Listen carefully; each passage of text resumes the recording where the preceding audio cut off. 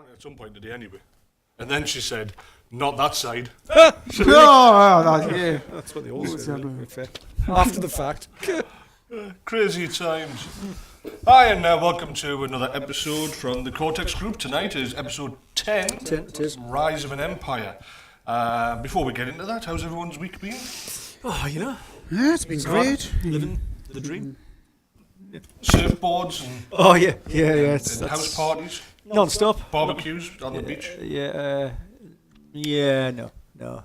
All of that and none of the above. Yeah, just the usual level of going to work and being miserable. You know, the usual, that sort of stuff. That seems to be the way. Taking names and kicking ass, or rather not.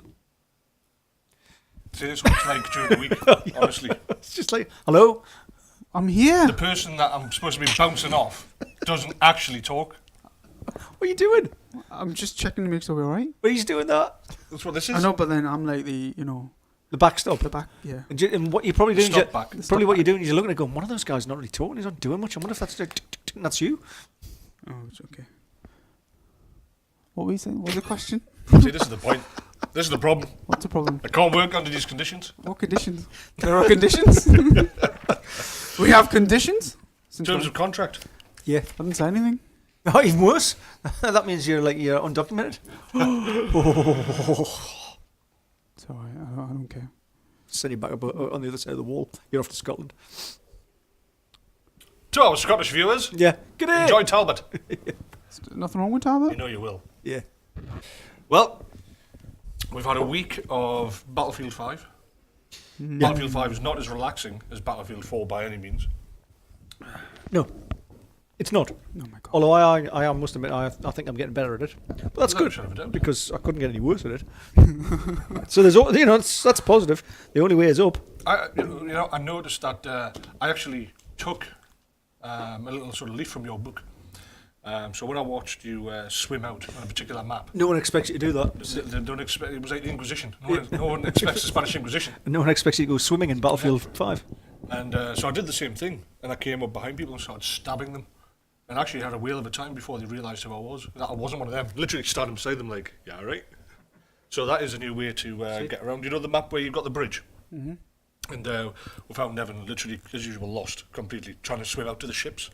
So I decided to do the same thing, and actually got, people don't expect it. They don't look out that way. They're looking at the bridge and not the water. So we should hit the water, Aquaman, straight through. To the ships. Sounds like a plan. Man the main guns. Yeah. Can't get on the ships though. No matter how close you get, it won't let you on. Is this the snowy one? What? It has snow. Yeah, because there's another one bridge with a twisted bridge.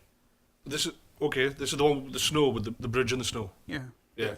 There's the one where you can swim to a little steamer that's half sunk as well. You can get on that, but they expect you to be there because you can get on it. That's the one when I was hiding in the corner. Which one? The one Which with corner? snow on the bridge, and I was just shooting. I don't remember that happening. It was just like yesterday or Were something. we there? Really? You sure that happened? Yeah. Were you not just on the spawn screen watching me? No. You sure? Yeah. Watching another Twitch channel going, that could be me. He looks great. I remember every kill because I don't get many of them. Yeah, all three. Screen captured them. No, I got my record. I broke my record. You Bro, got you what? 15. 15. What, kills? Yeah. In one session? Not like hand high fives. Yeah, 15 kills in one session. Yeah, you've changed. I have changed. Yeah. Was it an accident? Did you throw one grenade at a group of people sitting there? Saying, I wonder how this game works. I did blow up a tank. Did you? Yeah. With a medic? No. With the assault guy. Did you?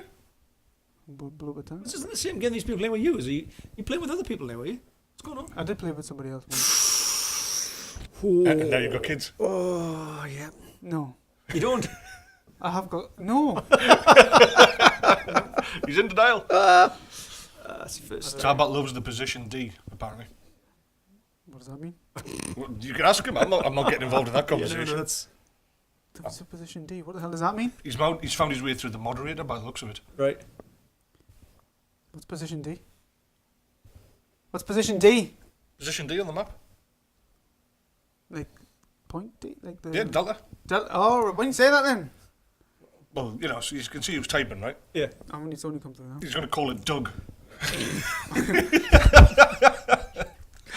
Yeah, Talbot loves Doug. He loves a position beside Underdog. Underdog. Love digging into Doug. Yeah. I Horrified. don't know what position that is. What, Delta? Yeah, what maps are you referring to? I've no idea. Have all got Delta on them? Yeah. The snowy one with the bridge. Yeah. Oh, is that Delta? Yeah. Oh, Yeah, okay. it is now. That's It what, is. we'll agree. That's what it is, yeah. It's the one where you've got the ammo sort of like build-up point near their spawn, or a spawn, then you've got the big mound of stone from the quarry or the mining, and it drips down and D's beside a sideways turned cart before you go up the rise into the bridge, Yeah. into the snowy one, Yeah. That's the D. That's position Dougie. That's where I was. You were inside Dougie? I wasn't inside Dougie. No? I was like just on the outside, hiding. Slightly at the Just same- touching the rim. Just touching, no.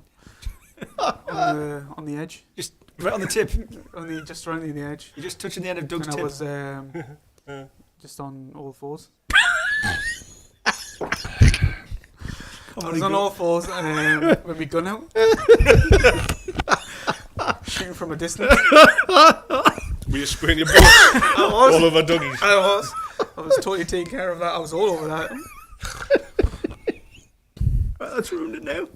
Right, that's episode 10, Rise of an Empire. He was deep in Doug, spraying his bullets. Just the tip initially, because he didn't want to get, Did you work to be in there? Slowly. Oh, gold. Comedy gold. Okay.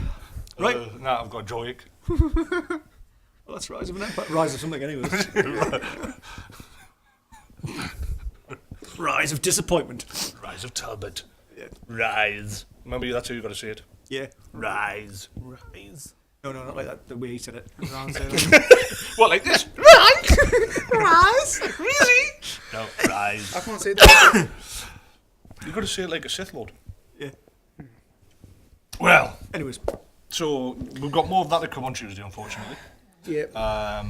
But we're still waiting on Red Dead Online 2, which I'm so eagerly looking forward to.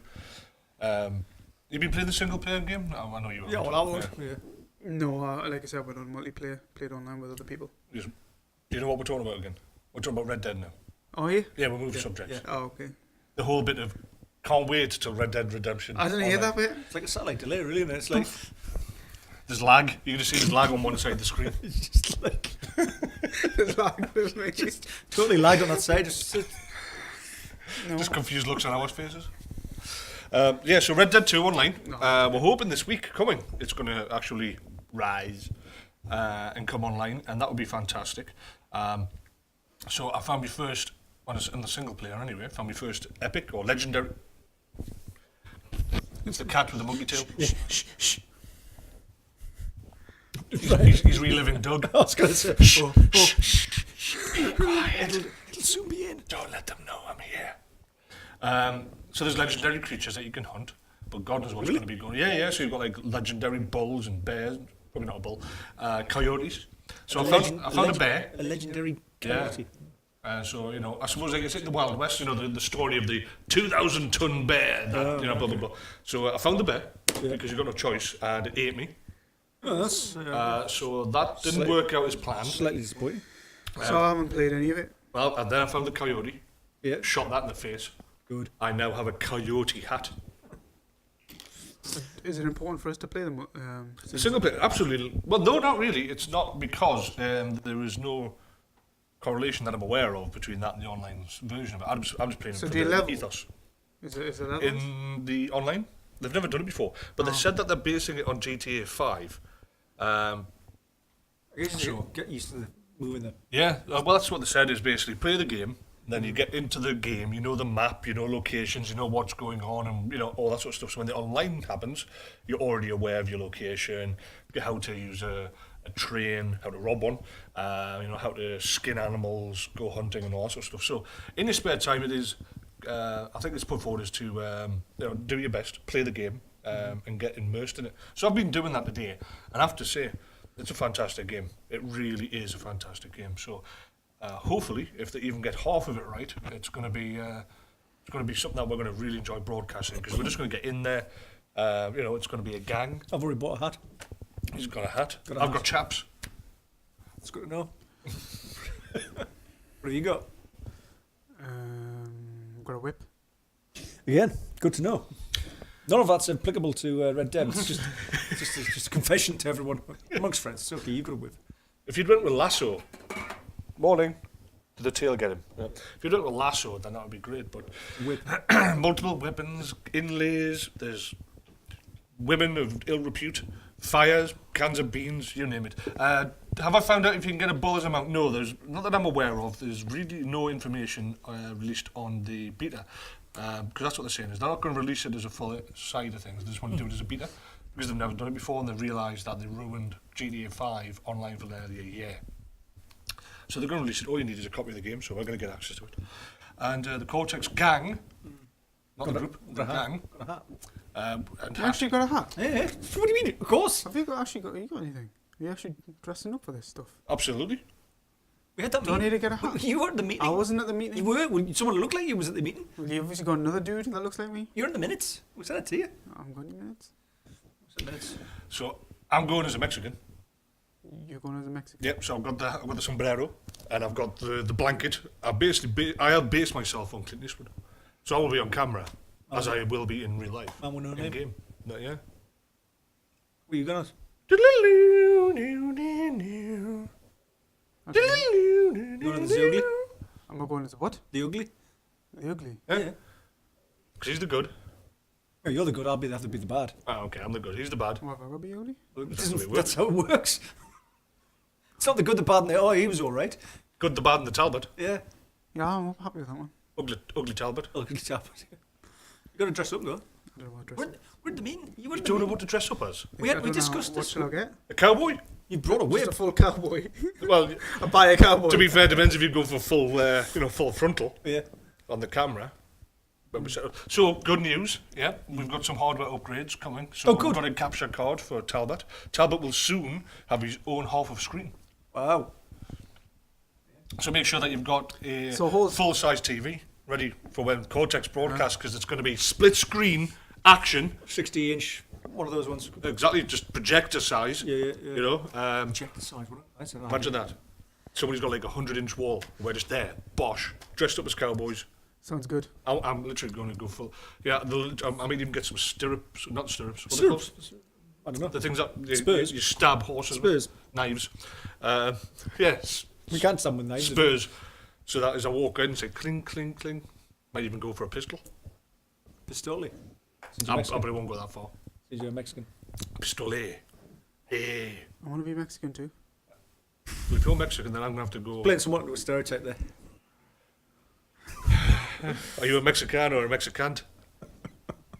What's the difference? You've not seen the film. Also, you're going to go as a Mexican as well? Not that we'll ever see you on camera, because Yeah. that's just unfair Yeah, there's on rules. anyone that watches. There's Geneva Convention rules that says we can't. Even when we do Brexit, we still can't do that stuff. Theresa May said I'm so. gonna have to. You can go as a woman. That's why we have your whip. Whip. Whip. Cool whip. Whip. Whip. Whip. Hello.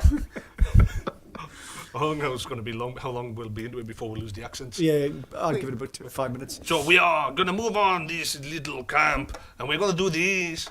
Oh, yeah. And then Shoot him. Effing Jesus Christ! What's going on? Somebody pick us up. Where's the medic? Why's he got a whip? That's a Geordie Mexican cowboys. Yeah. Oh, Hulk's gonna go as a cowboy ninja. A cowboy ninja. Yeah, so a boy ninja A boy who likes cows apparently. Gotcha. Yeah. Just playing in character, really. So are you not got a costume? No. I'm actually a little bit Well, you don't. surprised. Nobody told me you were going. You were at the meeting. We talked about it at the There meeting. was no meeting. We had a meeting. But you had a meeting. 1, without me. 2, 3, 2 over rule 1. Do you mean? We had a meeting. We discussed it. Yeah. There was whip, It was minutes. There was whips. cool whip, Whip. minutes. Minutes. No, I wasn't present at this meeting.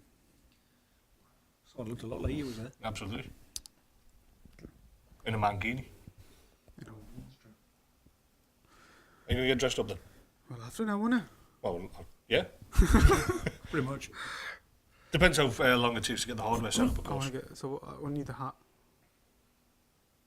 You're just gonna get a hat. Why not? That's it. We're not. What about top? I don't know. How are we going to do with the wolves? It's on the top of the screen.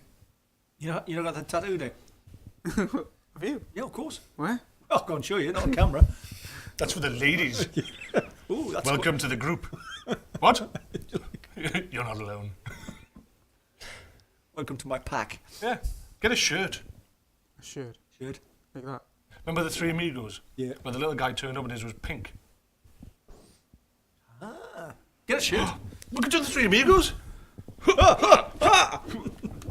Sounds like a plan. Are you going to get dressed up then? Yeah. Beyond a hat. Beyond that. You can get a tash. Yeah. Try and grow one. Do you try? What do you think I am, Holt? Let's attack him, regardless. I need to deflect. I mean, sort now. You could probably by the end of the session, you'll probably have grown one. Big Mexican job. Actually, I can notice that the silver doesn't show up on camera. So it looks like I've got this, comes down and then goes over and down the middle. It looks like one of them sort of big biker handle things. That's what's going on with me with the camera. Go for a full Lemmy. Yeah, they can't see the silver bits.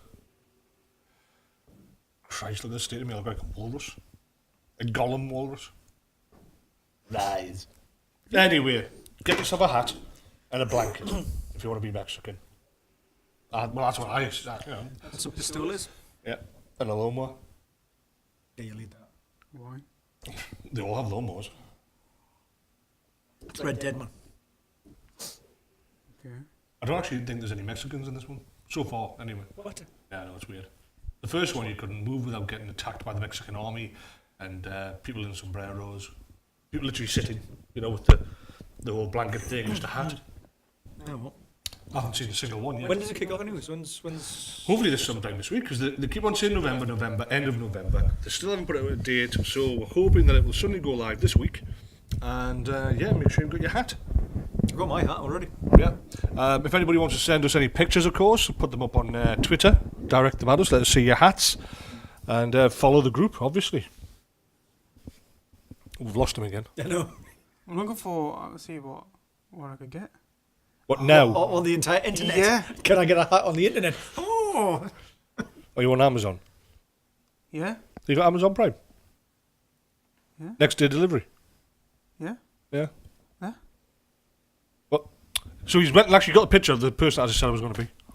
Is that actually, why can't I be them? Because he's just said you were at the meeting.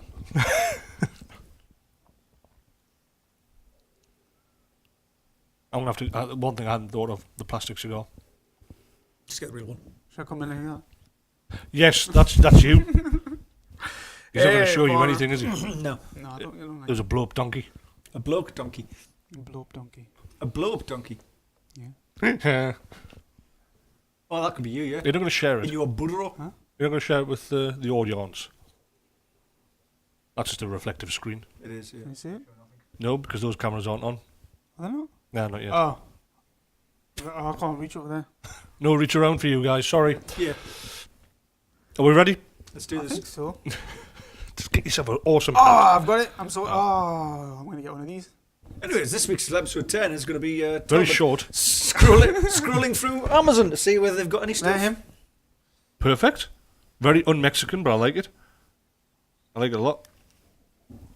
Oh yeah, that could be Lee Van Cleef. I don't know what that is. Do you know what that is? It's a Lee Van Cleef. What's a Lee? No, Is it who? a person? Yes. All right. Have you watched any spaghetti westerns before? I think so, but I don't remember names. Do you ever remember the guy who was the baddie with the big black hat all the time? Go to beard. Oh, is he the bad guy in Good Bad and the Ugly? He's the bad guy in all of them. Oh, is he? Yeah. Oh, Lee Van Cleef. Oh, okay. What do they teach at school these days? Oh. Not that. So what we're going to call the gang? Obviously, I know we should be the Cortex gang, Yeah. but does it ring well in a western? Because I'm hoping that they actually I allow wanna you be to form a him. gang and There's call a it. sheriff one as well. Oh, right, okay. We're supposed to be outlaws? Oh, yeah, true. That could be an outlaw sheriff one. No? No, sheriff. No, okay, maybe not. Well, I suppose you could be a corrupt sheriff, but I don't think it's going to... Well, I'll tell you what, we'll see. When it goes live, we'll see what happens. We'll probably be lucky just to be able to ride horses. Probably not be able to just get on them and... Yeah, can't get into buildings, but we'll sit there going, well, that's that then. How many squirrels can you shoot? I think I like that one. What? You're going for a full-on? This one. Okay, he's going for the full-on dress he's actually going to have. You're going to have to buy, like, 3 or 4 of them, aren't you, for when they're... You get a... Imagine if he takes them to the laundrette. I don't know why he shows up with a sexy uniform. Maybe that's what you typed in. Sexy cowboy. I didn't say, just not type that in. Depends what you put in the search term. Sexy uniform? I'm looking for something that's a With bit hat. more. So you get a hat, vest, pants, shirt, jacket, and a You get pants, so it's not that sexy, then, is it? one leathery. Leathery? One leathery? Well, there you go. That's the sexy. Bringing it back. Anyway, you can cover this off You in don't- your next So meeting. you don't get the belt though? Do you? Mate, I don't think anyone needs to see you from the belt downwards. I want the whole thing. You want? I'm sure you do, but We'll organise this some other time. we have a production meeting on Wednesday. You were there. We discussed it. Okay, fair enough. I'm ready. Right, well, thanks very much for watching. Yeah, that was great. That was episode 10, Rise of an Empire. We're going to dress up. The dress up episode. Care of Amazon. Yep. Okay. Well, thank you very much. Alright, I'm ready. Yep, he's going to go full cosplay. I'm just literally getting a hat. Is there, honestly, you said you were getting a full costume? No, I said I've got a hat and a blanket, and I missed out on the plastic skull. Alright, I need to buy a plastic skull. I might go a whole hog. You want to dress up as a pig? Yeah. I mean... I might... Can you imagine that? Cortex group, boom, cowboy cane, and there's Talbot. He's a pig. He's just a bright pink pig. Pink. Peppa Pig. Does Red Dead 2 Redemption. This is so weird. Pew! Pew! Put it down. Oh yeah, sorry. Think he's blanky? I can't help it. Stop touching it. There's no one there on the other side. There's no one talking. Stop it. I know. You're touching it again. I'm turning it over. Right. Get in the zone. Cue the music. Oh, Oh, we've already had that. Yeah. Do it again. Yeah. Cue it. Right. Cue it again.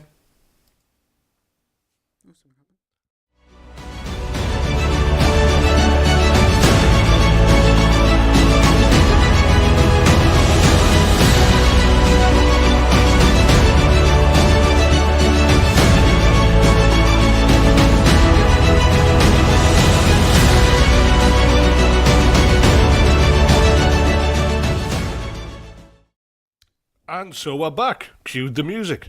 Welcome back. Episode 10, Rise of an Empire. We last saw, at the end of episode 9, that there had been a sacrifice planned.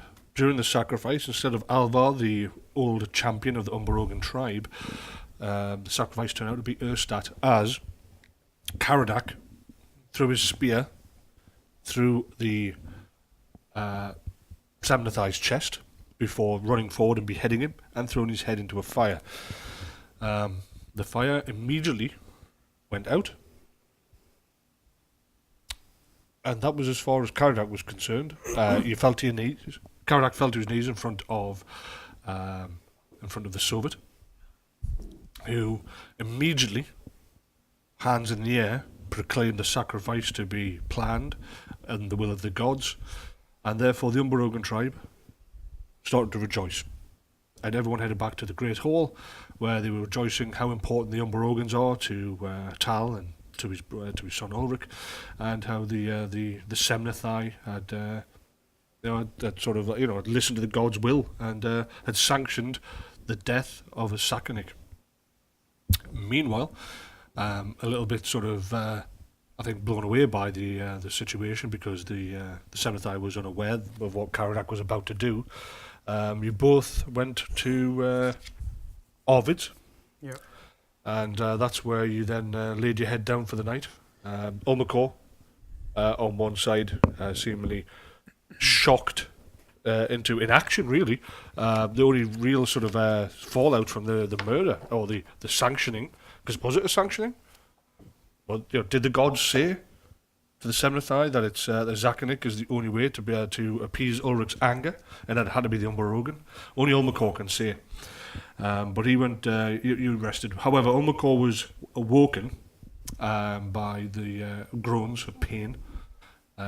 Following said noise, axe raised, he traced them to the room that Caradak was in, kicking in the door, diving forward into the room itself, prepared, was unmanned by the sight of Erstat, who had previously, just hours before, been beheaded. His body, his body's still lying on the ground, his head thrown into a fire, is in fact now astride the prostrate form. Prostrate? No. not the prostate. No, prostrate. Prostrate. Form of Caradak who has been staked to the timbered frame of the bed, and is in the process of disemboweling him. Lovely. Sunny night in the town. The door, boots open, Ulmakor enters, axe in hand. Erstat turns. He has a curved blade in his hand. It's a fist-like weapon. He's not holding a grip. It's a rounded piece with a curved blade coming out, the likes of which you've never seen before. And you can see that as you've entered, he has drawn the blade sideways across Caradak's gut. The last slash and a disemboweling, ritualistic disemboweling move. Caradak in turn is gagged. But it is obviously in pain beyond most endurance. Lets out a little more than an anguished groan. Right. And flinging the hand axe at Erstat. Just in a general direction. Yeah, just hurl it at him, like to. Well, he's partway turned. To drive him away from Yep. doing any more. Well, as he's half turned and you throw the axe, you catch him in the around the shoulder and chest area with a loud thump as the axe beds home. He stumbles back and turns. There is no blood, no sign of pain. As you hear the sound of ripping flesh and bone. Would you like it back, friend? No, you can have it yourself. And the stabby dagger thing that the strange thing that. That Arvid gave us. Yep. I'll take that give to Caradak. Yeah, and I'll try and attack him with that. So you dart forward. Yeah. Bear in mind that he's off the bed, so do you sort of like dart forward and spring effectively off the bed? Yeah, just driving forward. Just pile into him, just to knock him down. And he does nothing to defend himself at all. The blade slices straight through his like this sort of area. I'm just attacking. It's literally just whirling keys and plenty of Well, in this case, the weapon is specifically only a punching weapon, right. And with that in mind, you come in using your full strength. You ram it forward. It goes in just above the collarbone, straight up. You feel the fist impact. He lets out a. And then you literally, on top of him, land on the floor. His arms are flung out. He drops both his curved blade as well as the axe. Again, you note in that moment, literally that split second, that there is no blood. And then as he hits the ground, you can see he's smiling. It's a smirk. It makes your blood go cold. And he brings both of his hands up and clasps a hold of both of yours. And you can feel that vice-like grip, that immovable strength. And he holds you there with the knife stuck in his chest. As your face on sort of thing, so you can only get as far as your arms. Right. Okay, so I'm now pinned. You are absolutely pinned. Without a shadow of in that moment, you know that his strength is overwhelming yours. You cannot pull away. Right. Okay. And so the only recourse I've got left is start drawing power, and just drawing as much power, because I'm going to need whatever's coming next. The idea is to try and force him off with just create a bubble between, seal myself away from him, but it's just the process of drawing the power. As you do so, you can see black lines seem to come out across his skin. Not obviously where you can see his clothing, but his skin itself. His skin drains of colour, goes grey. Black lines start coming up. You can see every capillary, every vein, everywhere that blood would be pumped around the face, draws into black lines until it becomes a web that comes up all over his face, over his shaved head.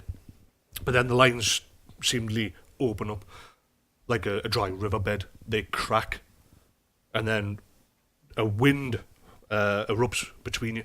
An explosion of power that drives the wind out of your body with a whoof. You're knocked backwards, flying. There's a bright flashing light, and you stand upon a mountainside. Right. It's a mountainside completely bereft of life. The rock and stone has turned to slate. It draws out ahead of you as far as the eyes can see. The mountains create what can only be described as a dome-like area between them. The sentinels over this vast area. The stones are long, thin and fat-like. Slate as if broken 1,000 times in all directions. The scree itself from the mountains, you stand upon it, your weight shifts and it slides forward. There's these stones, all of them just these long, slate-like thin, very similar to what you've seen being used as rooftop tiling. But this is naturally formed. You hear the sound of stone beside you, you look, and Erstat standing there, completely unharmed. No damage. The black line's still there, but he's got a vitality though. His skin is like a grey-blue colour. You know also that his ears are pinned to the side of his head, unlike human, very similar to the Alpha.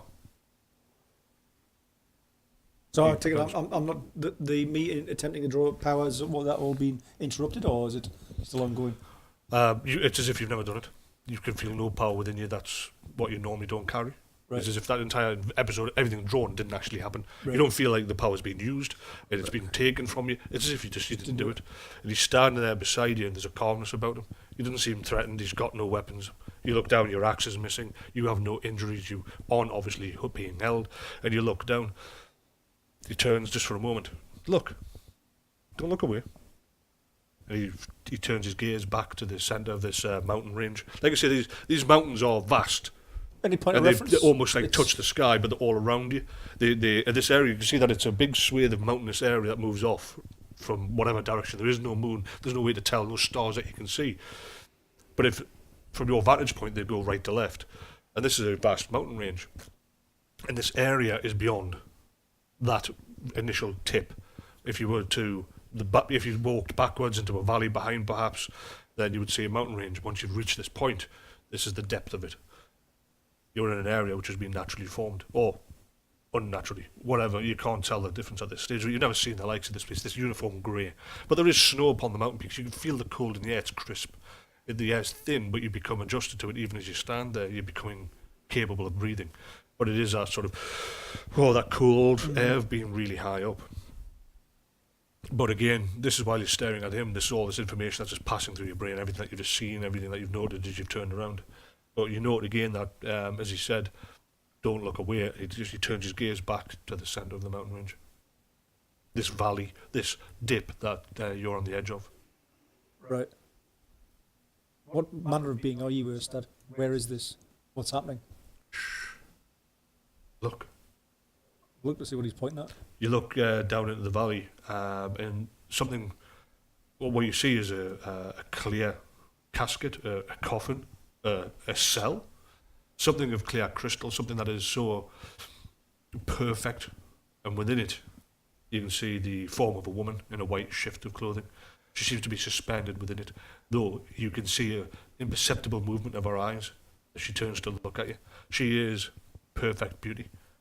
She is not the sort of beauty that men would kill for, that, men giving into their passions would murder for. It's not that sort of beauty. This is the beauty of a perfectly carved marble statue, something that you could appreciate, but is bereft of human colour, of emotion, something that is too pure that you can feel affection for. You can recognise it, but it's beyond the human emotion to, it's not that, it's not the you don't get any sort of it's not the beauty of the perfectly formed.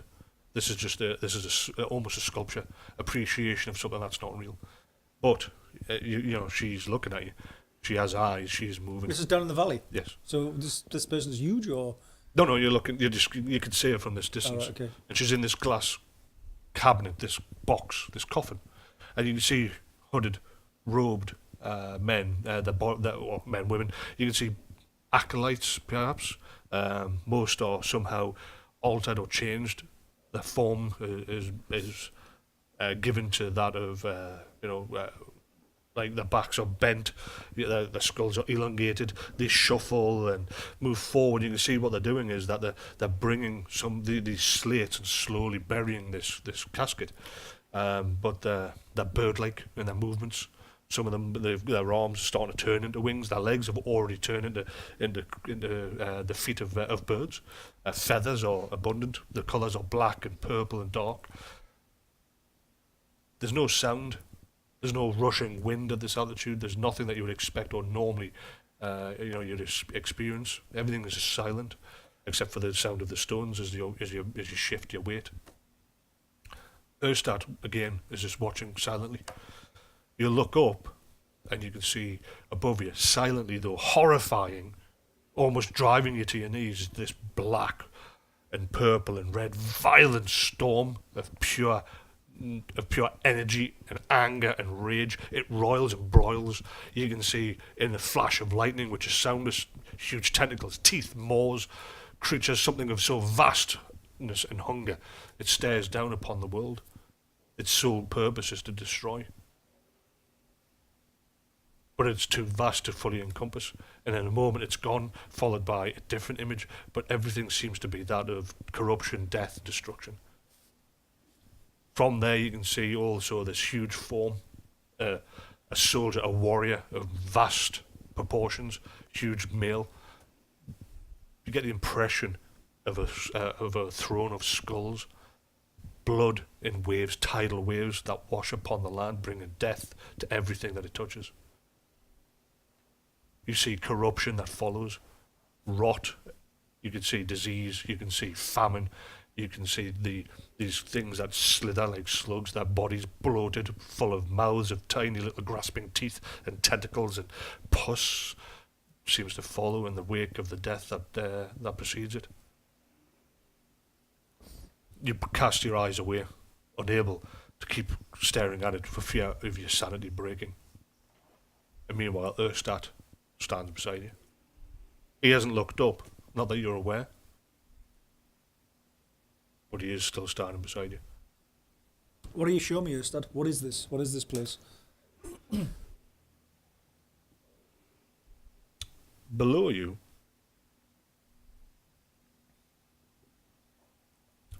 is mankind's only chance. This world, its older races, forever taken, and nothing can change that. But it's your end, the end of all things. Many years from now. But you have the power, demigod that you are, son of Tal. You hear the sound of stones again, slightly higher, slightly behind you. Slide past your foot, indication that somebody is on the stones, was on the mountain behind. Tal is set in motion with your birth. Change, and I like change. It's what I live for. Any change. Below you was the one thing that could stop everything, could bring law and order where there is chaos. But that power is now taken from this world because of me. But I choose to see where you will go, to what you will do. We are not enemies. But perhaps we are. What I show you now is the futility of everything that you stand for, though you will strive. However, I will be watching, always watching to see, because you are the tip of the spear. You are Tal's chosen, and yet, with you, and he looks slightly behind you, without any thought, your gaze turns, and you see Caradak. You've seen everything I've described, standing there. Caradak looks slightly different. He's older, considerably. He's got long golden hair, massive, hugely muscular, much bigger, much heavier built, indication of his age, gone from the athletic youth that he is to a much older man, but his eyes are the same. Long golden hair, muddied, covered in blood, you can see. In his hand he holds a huge ornate mace. Between you and the sons that you will protect, I foresee great change. And that is why I will be here. I will seek to alter the course as I need to, but I just want you to be aware that there is a bigger piece here.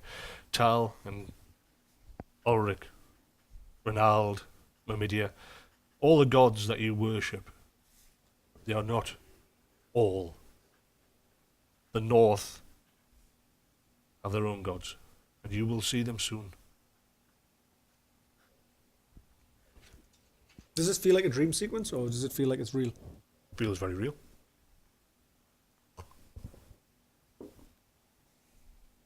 He lapses into silence, looks back down, and watches this casket as it's slowly buried under this slate. It seems like the the people carrying these slates, doing the burying, seem to be endless. All of them, again, showing corruption of body, but with a single-minded drive to bury this crystal case with this woman in a white clothing. This is the third time you've seen her, but this is the first time you've seen where she is. But you have no way to actually identify this location to anywhere that you know of. The sky, because of the way that it's, and you don't want to look back up at it. That's why there is nothing for you to be able to look up and say, I know where this is. But none of the mountains seem to be recognisable. You just know that you're high up. It's snow covered and it's cold. You intend to keep me here? No. I just wanted to show you that there's not. You have no control. You don't even have control over Caradak or his brother. When you wake up. Right. Oh, right. Did I hear that? Yep. Did I hear that? Right. You're in the bed. There is no indication of injury, of frost. There's no dirt on your feet. There's none of that. You're literally just in bed as you went to it. Lying in your sheets. You're obviously awake now as well. You have not been pinned. You've not been hacked to pieces. You've not. I've still got my axe. Still got the other. Everything's there. There's no difference. You do not perceive any change in your room, your circumstances, surroundings. So I'll get up and go to his room because obviously last time I seen him was. So he's not in my room. That Nope. never happened. Nope. Do I retain that information though? Yes. Oh, okay. So I come to his room and I'm he's. assuming you'll probably pass it. You'll actually meet Yeah. each other in the corridor. Here you go. Right, you're like, eek, and you hear the other door, and you both stop. Well, yeah. Did you see something last night? A vision or something? Did you see? Are you harmed? Are you injured? No. No. What's in your room? Is Erstat in your room? Is his body in your room? You saw that? I saw something. Is he in your room? I pushed past him to go and look into the room. Nope. What No is- indication that there's any damage. There's nothing there's nothing happened here. You sense no power in the room at all. What is the meaning of this, Master? What sort of magic is this? Don't know. Where were we? You saw it? I saw it, but I didn't recognise it. Did you recognise those mountains? No. Should I?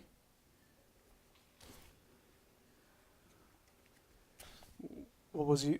What did any of this mean? We need to see. Erstat's skull is currently in the process of being turned into powder. We need to make sure his body's also. I want to see that his body's still in bits.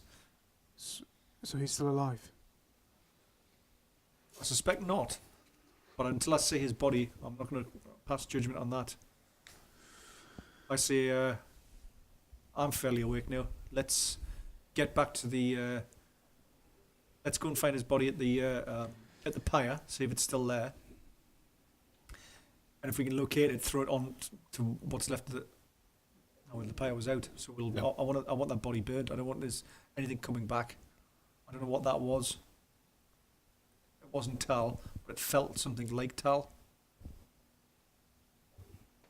And not in a good way. Let's get out of here. Let's go back there. You're not injured at all? No.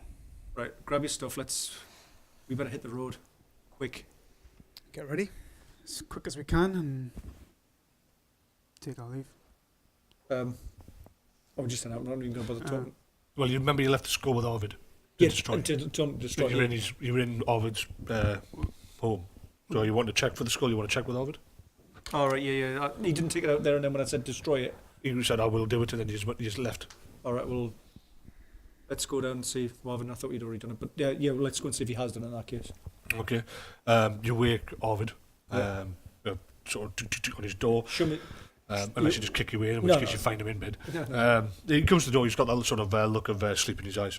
Where's the skull? Powdered as you commanded. Show me the powder. Where is it? He takes you to back outside of the central pit where the fire is, and he points into the ashes of the pit.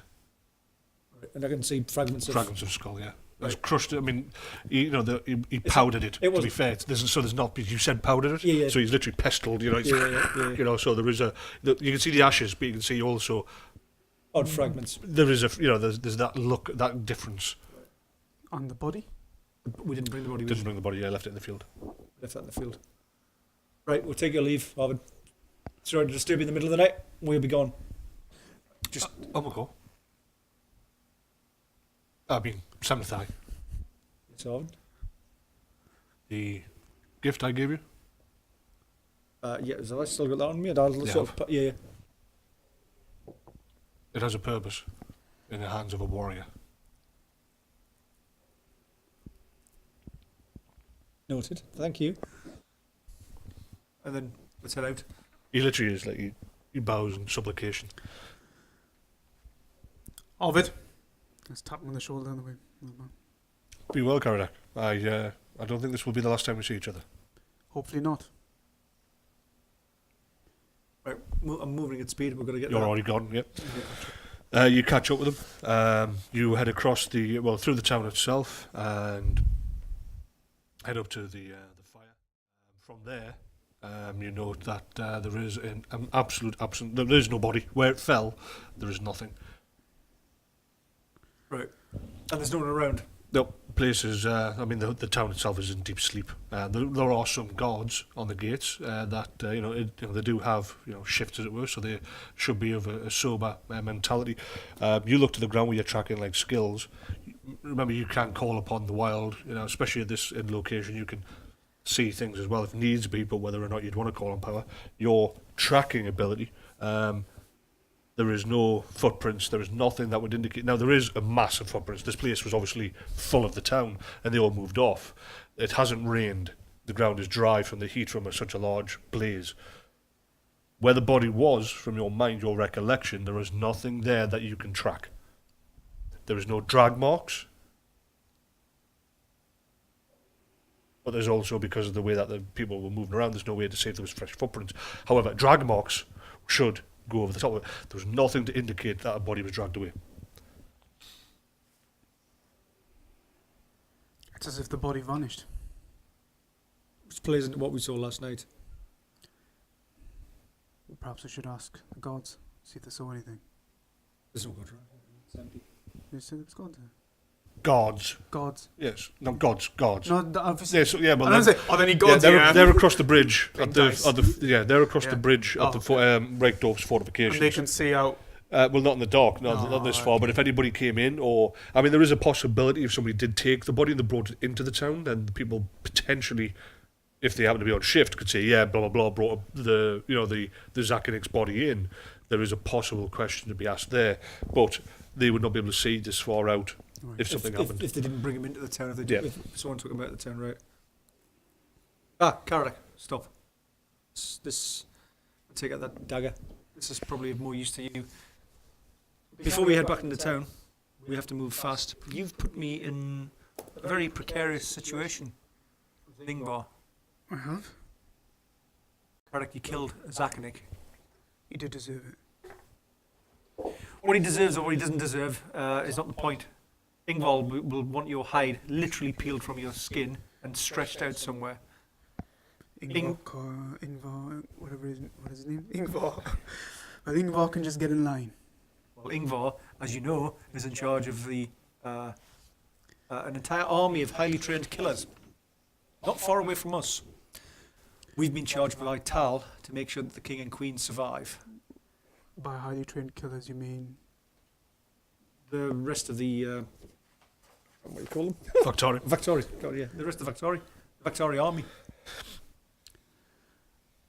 In all honest opinions of this situation, I should just probably have you killed immediately, and your still twitching body put forward to Ingvar, and hopefully some way of making sure that may have reduced his ire.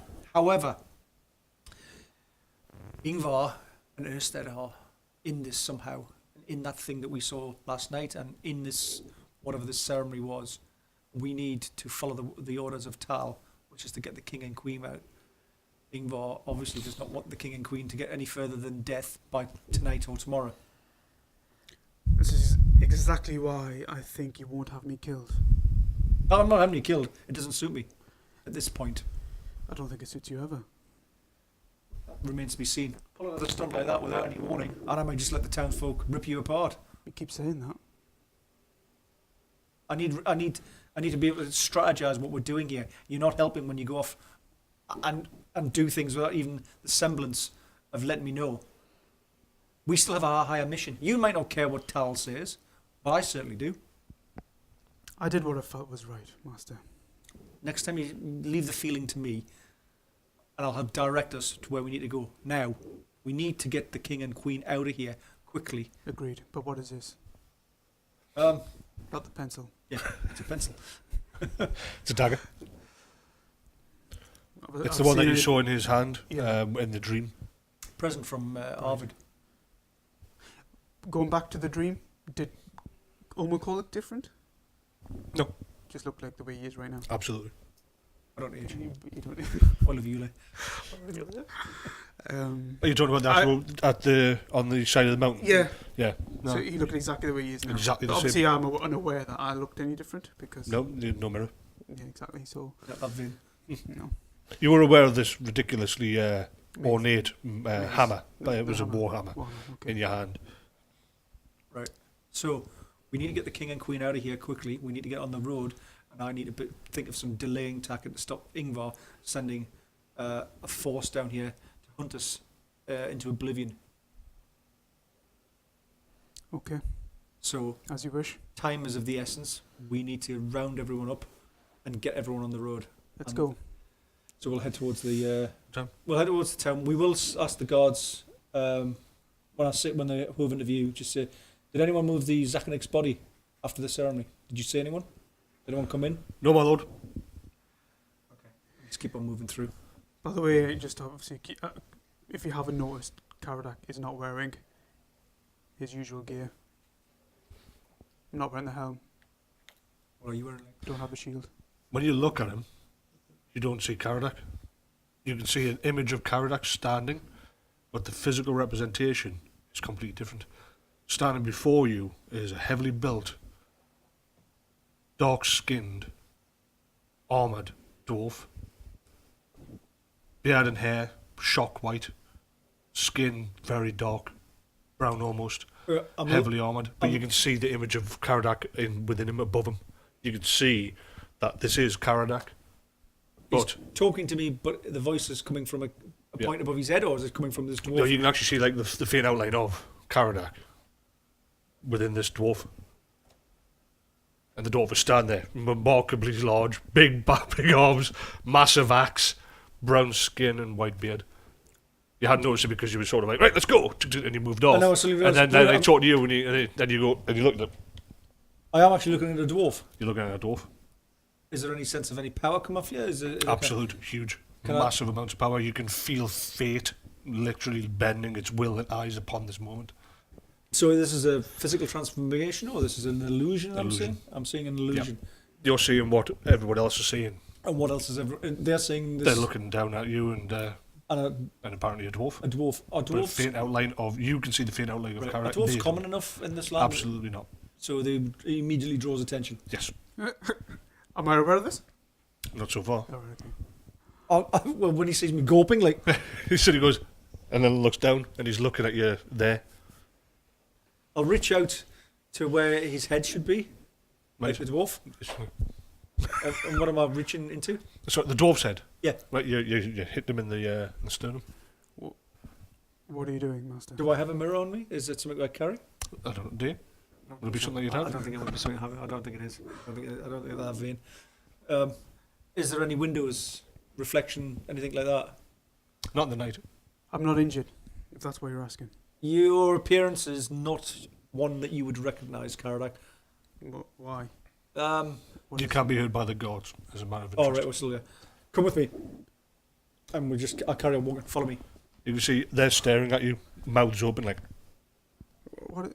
Right. So Bear in mind, human eyesight is pretty poor in pitch black. They've Yeah. only got some burning wax torches, so they had to literally appear beneath before they could see him, and then they're suddenly going. I'll follow. Okay, so as soon as we get around a corner somewhere away from the prying eyes of the guards, I'll go, So are dwarves common knowledge, or would it, if I said you look like so dwarves are known. yeah, The dwarf realm was here. This was where the dwarves and the Alpha fought well before mankind got here. They stick to the mountains. There is little to no contact. They are in perpetual war, but the and phrase, they hold to themselves. They are not common allies. but if the phrase "you look like a dwarf" wouldn't be like "I look like a what"? They know what a dwarf is. Yeah, that's what I mean. It's like Exactly. Yeah. and so that's what I'll say. To all intents and appearances, you look like a large dwarf, and by large I don't mean man size. I mean just a large dwarf, but dwarven size. Is he wearing dwarven clothes and Everything. Yeah. carrying Now, a bear dwarf? in mind, have you stepped into the Great Hall? Are you? No, I'm just in the street. I've just literally So basically, pulled him away. well, so there's no street lighting. Yeah. Right, so you really are in the dark at this point. From your perception, it looks like Caradak's fading. The But I'm billowy silhouette of him that indicated that was Caradak is becoming fainter and fainter, visible to you. and it's still emanating this power. Yeah, absolutely. Yeah. Something is definitely amiss here. You're effectively turning into a dwarf. What about he's got weapons or anything like that, or are they? He's carrying what appears to be a very ancient-looking, very lethal double-bladed battle axe. So look at my hands. Do they look any different? Nope. He's got a sword. I've got my swords. Sword is still on your side. Yeah. Yeah. Do you realize? Did you realize he's carrying an axe? I am carrying swords. I can see my swords. And if I reach out to touch the axe, like, well, just Your hand passes through the axe. right. Okay. Does he? As he moves his hands, you see that if he had an axe, he would have cut his face off, for example. Right. Okay. I need to ponder this. We need a name for you, though. Think of a name, a dwarven name, before we get to the hall. I don't know any dwarves. Is dwarven names something we would know? Timmy. That's really quite engaging. Timmy. Timmy the dwarf. And atmosphere gone. Think of a name, Timmy. Timmy. No, No? not quite.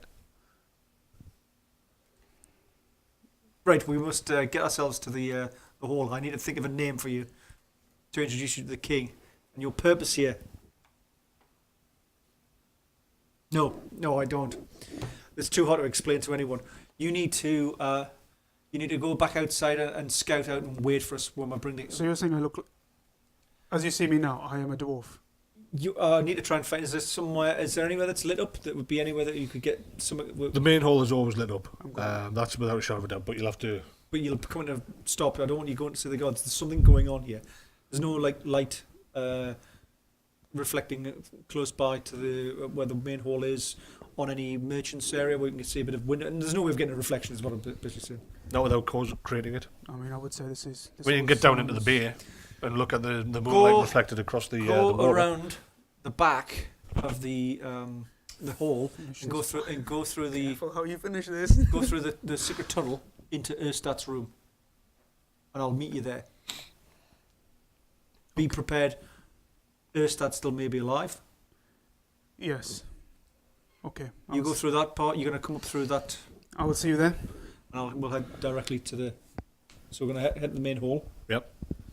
And the guards go and see them.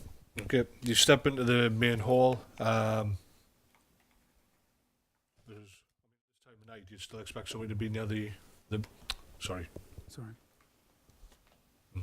What's weird. It's not picking it up. It's not picking it up properly. Earthquake. Apologies for that slight technical issue, which is ongoing. The hall itself is lit. There was nobody on the outside. There was no guards. The place seems to be remarkably quiet. Any sign of revelry having been there? No, the hall. Sorry, yes. So the hall looks like it's had a party in it, without a shadow of a doubt. But there is little. No, there's no evidence of actually anybody there. Right. You step across the. So that's across the main. As you Yeah. first step in, you see the whole blah blah blah. Anyway, coming from your doorway, you see the large bearded form of your father. He steps forward. Beside him is Arvid. Right. They step forward, and your father sits upon the throne. Arvid sits upon the queen's throne. Where the hell? God, we have very little time. I'll head towards where he is, and He's got a big tankard in his hand, which he quaffs from. You can feel a sense of calm as you do in the presence of the father of the gods. Eventually, at some point, you open the door and come through. It shouldn't take you this long to get. It doesn't take you this long to get through. You look and you see this aged dwarf, this powerfully built dwarf walk in. There's zero resemblance to. I can't see any. You can't see anything of Caradak. There's no image of Caradak, but I recognise the dwarf. But you recognise the dwarf. Yeah. Come. Timmy. No. No. Come. Let us see him for what he is. And Arvid just smiles. You hear a little. Sorry, I couldn't help myself.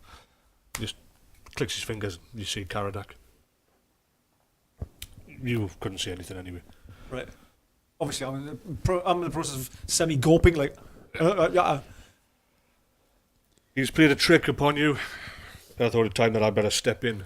After all, one of the great enemy has also played his hand tonight. You must be guided strongly.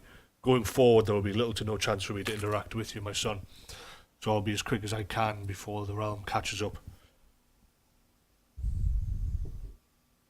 Caradak does have a big part to play in the future. And it will be a part that has to be discovered. The path you will be on will inevitably end up where we needed to be. However, be aware that for the time being, Caradak cannot be seen as himself. With the slaying of Erstat, Ingvar will do everything he can in his power, and his physical presence will attract too much attention. And so, my child here decided that he would give him a gift, but he was supposed to introduce him, explain to him, not just drop it upon him. The dagger he carries, it is a disguise. He will go forward, and his name shall be Grombrindal. And that name will echo throughout the millennium. He is not the first to carry it, and he will not be the last. Do not disgrace yourself. Grombrindal is important to the dwarfs, and it is important to you and your future, my son. For if you were to enter the dwarven realm without the presence of Grombrindal, they will do little. There would be little to stop them from slaying you, and we cannot risk this. Obviously, by the time I get there, I do bow to Tal. Yeah. So show my respect. But I'm looking inquisitively at Arvid. So He literally smiles. The smile is very encourage. You can't. As he smiles and laughs a little, it makes you actually smile back, regardless of what you're thinking. He sort of goes, and you go. It's what's the term I'm looking for? It's not encouraging. It's affection. Infection? No, what? Infectious. Exactly. Yes, like chickenpox. Yeah. So. Okay. From the moment that we finish this conversation, this is Yeah. Tal. When we finish this conversation, until such time as you deem it necessary, you will look like Grombrindal. You will act like him. The dwarf folk will show you respect, and therefore you will be able to move forward on your quest. The realm of man is going to change. The northern tribes have awakened powers that are beyond their understanding and control. And those powers will grow, and there's nothing that can be stopped. The old gods, those that came before, have either left, fled, or have died or been captured. Myself, my brother, my children, all that stands in the way of this world falling. And through us, there are you. And you will guide man. Unfortunately, one of the dark powers of the north makes things change. He seeks change where there should be stability. And his power is equal to ours. So I cannot tell you what I need you to do. I can just tell you where you need to go. And I hope that that path itself will expand before you in your choice, your character, who you are. You will seek each fork. You will seek each direction. And you'll know it in your heart which one is right and which one is wrong. But do not give in to the dark gods above. The northern gods will come and they will seek to corrupt you. They will seek to slay you. They will seek to weaken you and to change your direction and path. Stay strong to who you are and yourself, and the path will guide you. For now, we need you to head into the mountains. You know them as the World Edge Mountains. They are to the north and east. There you will find the embattled dwarven realm. It is close to falling. They need to see that they need to be in league with mankind. The dwarf folk and humankind will be stronger for it. And together you will be able to take and withhold, you will be able to hold back the slaughter that's coming. You've seen the World's End Mountains, you know what they are. Right. They are literally on the far east of the Reichsdorf Basin. So what we're looking at is at a map, obviously. In your case, it's up here. Up here somewhere. So this is like the edge of it there, you see it? All right. Yeah. And the Brackenvarch is Around here. So around here. Okay. Lord Sal, a question. What is Erstat? Is he alive? Is he alive? Is he living? Is he dead? Erstat is like, in many ways, Ulmakor, but for another. This other is more of a thought, but its power is incredible. It is yet to give itself form or name, but its first disciple was Erstat. Is Erstat. You've destroyed his mortal form, but his power is so great that it still can, or Erstat can still have impact upon this world. He is the polar opposite of Ulmakor. We have yet to find yours. But for everything that we produce, the Dark North gods will produce something in return. It is only a matter of time. But their name, they have not been given name yet. They are just simply forming. They are voracious. They hunger for death and destruction of this world. And they will be coming south. It is up to us to prepare, and for you to prepare man and the dwarfs for what is coming. The elves will not stand by you, but they will not hinder you. However, there will still be strife between you and the race. They are too old, they will not change. They remember the first that came before them, and they still worship them in form. And I am to be Grombrindal. For now. How do I act and portray a dwarf? I've never seen a dwarf. Nobody knows how Grombrindal will act at any given time. Like I say, you're not the first to carry this mantle, you won't be the last. The dwarves will just see what they need to see. You must seek out their kin. You must bend them to your will and an allegiance with man, or all will be lost. Before the north even gets here, there is an attack from the south, the green skin horde. It is forming. Its front lines are already encroaching on the southern tribes. The dwarves feel it already. They have lost many of their holds, and they will continue to do so. They are a failing race. They must attach themselves to the humans, or they will fall. It is your place to show them the way.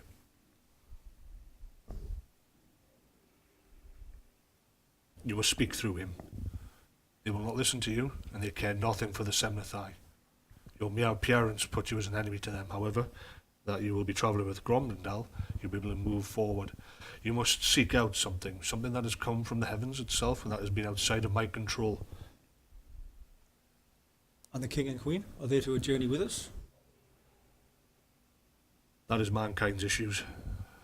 Ingvar has ordered it. Man is not ready to join. You,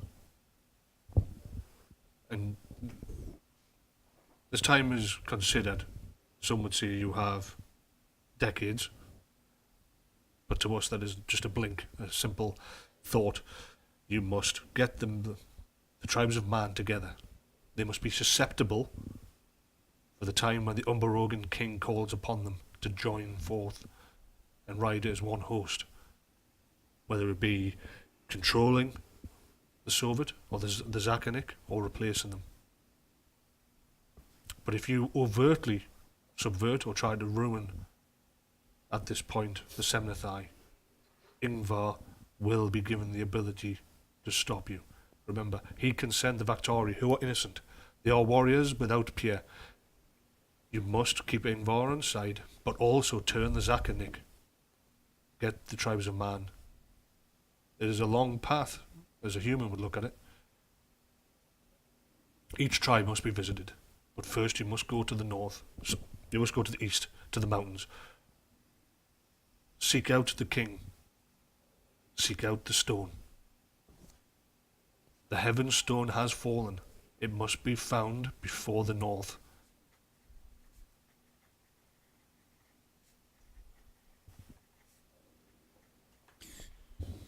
Once you find the stone, it has the power to ignite the dwarf race and the humans to forge an alliance.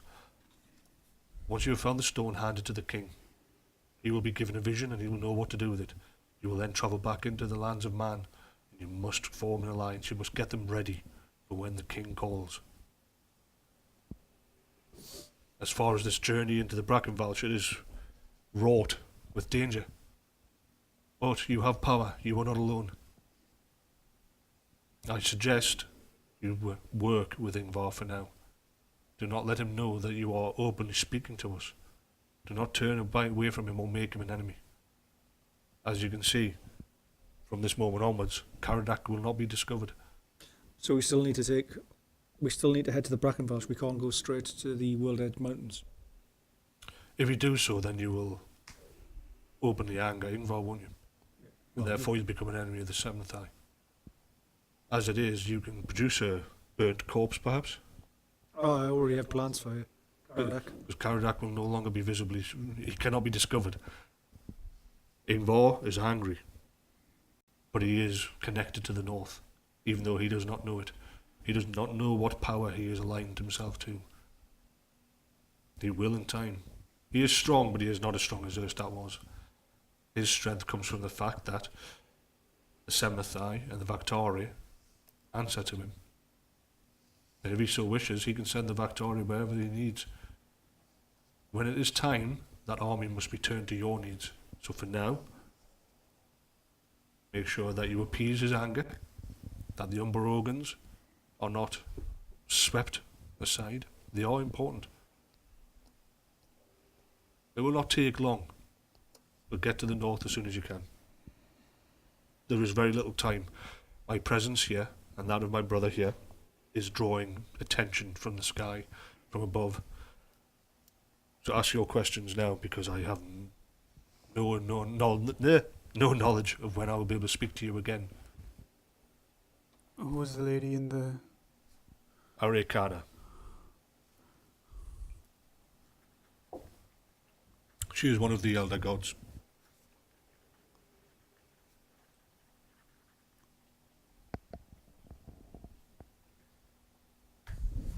She's out of my reach. We can no longer we cannot get to her.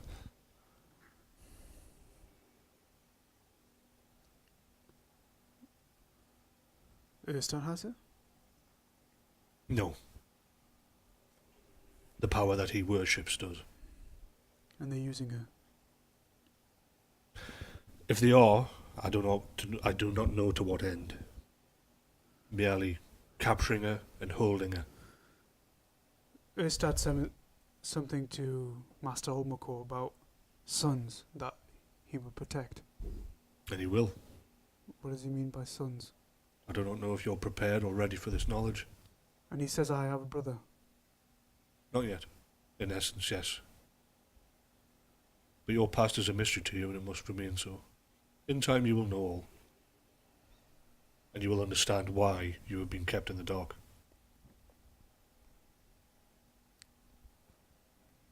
Be yourself.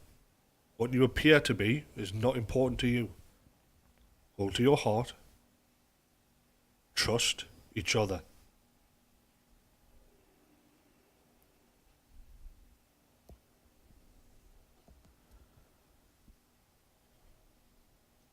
Where you go, the gods of man do not sway, do not have power as we do here.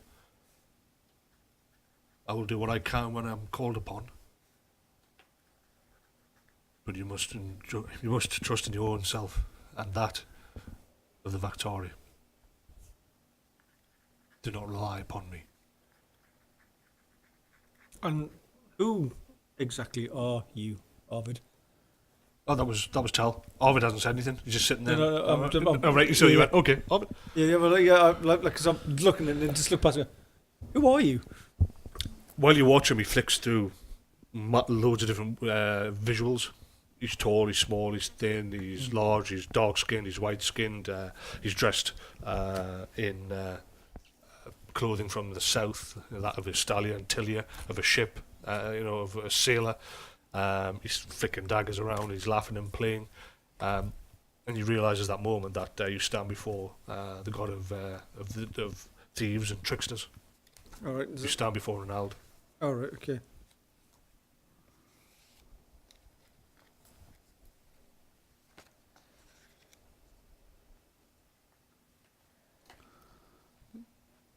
So if I took you up on the offer, Arvid, what would have happened?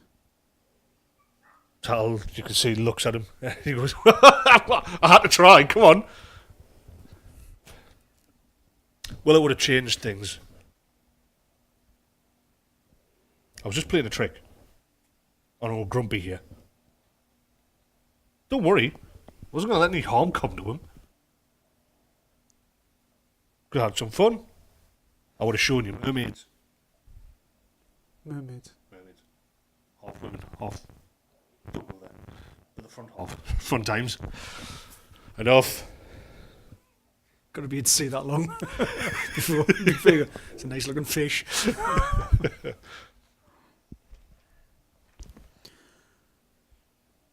I know I'm going to think of something 2 seconds after you two leave. I can guarantee it. Utterly guarantee it. Do you have any insight? Is Arvid moving? Is Ingvar moving now, or do we have still some time? Ronald. He is worried. He has not sent forth anybody yet. Right. But the longer it goes without contact, the more galvanized he will become. It is inevitable that he will send the Victari to attack the Unberogen camp. He has already sent some men with a brute that has fallen for one of the northern gods' presences already. He has sent them to the Brackenvalch to meet with you.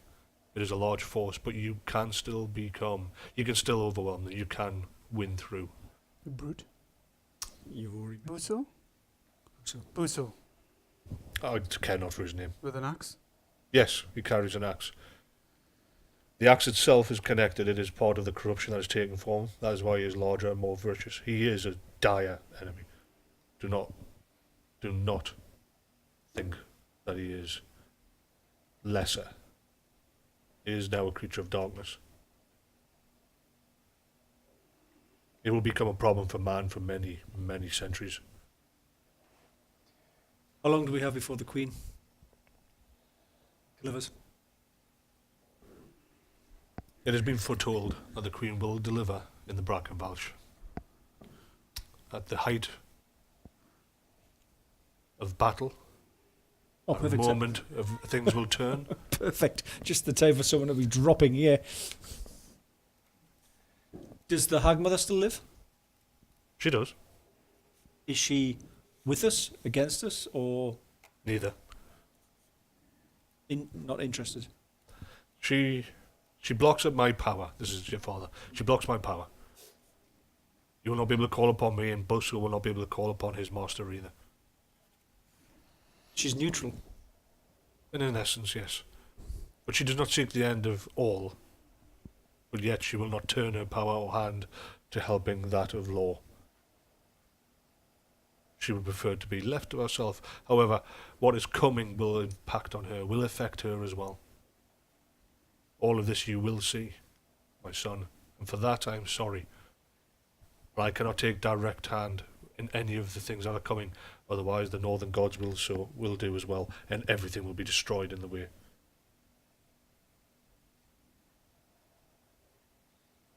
Ulrich is too far in the northeast at the moment, fighting, trying to hold back that which is coming.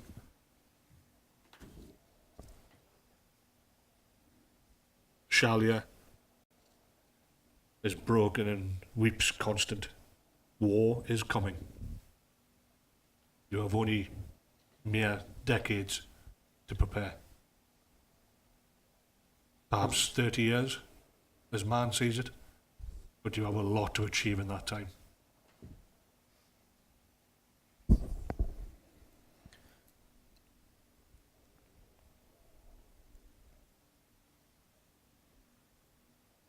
The force that we can take to the Brackenwelsch, must we travel light, or can we go prepared? Take the king's bodyguard. The more you go, the more that you take, the more the enemy, the great enemy, will know, and therefore a greater force will be prepared against you. It will literally come down to one-on-one. It will come down to you and yourself, Buso. The bodyguard will fight the Victoria. If everything is as willed, you will be victorious, but it is shrouded. That is the point. Change. It's all about change. Everything that we try to do, the more we put a hand upon things, the more we try to guide, the more that it alters, the more that it slips from our fingers, the more that we lose control. That is why this is the last time that I can guarantee to speak to you. Is there a way of contacting you if we have dire need? I will always be aware of you, my son. I just won't always be able to help. It is time we helped ourselves. You must. That is what you have been born to do. You have a destiny and a fate. And you are one of few demigods that walk the world of man. You will see change come. You will see the tides of alteration that the north brings, and we must hold back that tide, no matter how weary you become.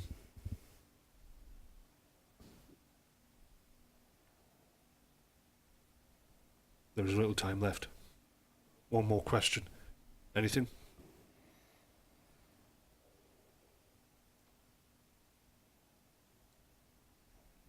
I have no questions. Let's be about this. Remember, and he starts to fade. Find the stone.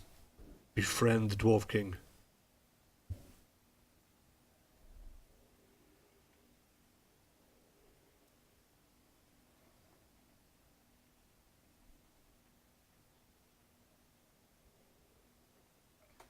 Convince the tribes of man. He then fades away. Arvid's still there. Nope, he's gone. Oh. You can just see a massive smile. Last thing you hear is actually his giggle on the wind. Standing in the throne room is yourself. Exactly where you are. And exactly where he was is Grombrindal. Grombrindal. The dark-skinned, white-bearded dwarf with a massive double-bladed axe, which you are well and firmly aware of now. Right. So look at it. Grombrindal. Grombrindal. Grombrin? Yep. Grombrindal. Yep. Am I saying that right? Yep. Grombrindal. Grombrindal.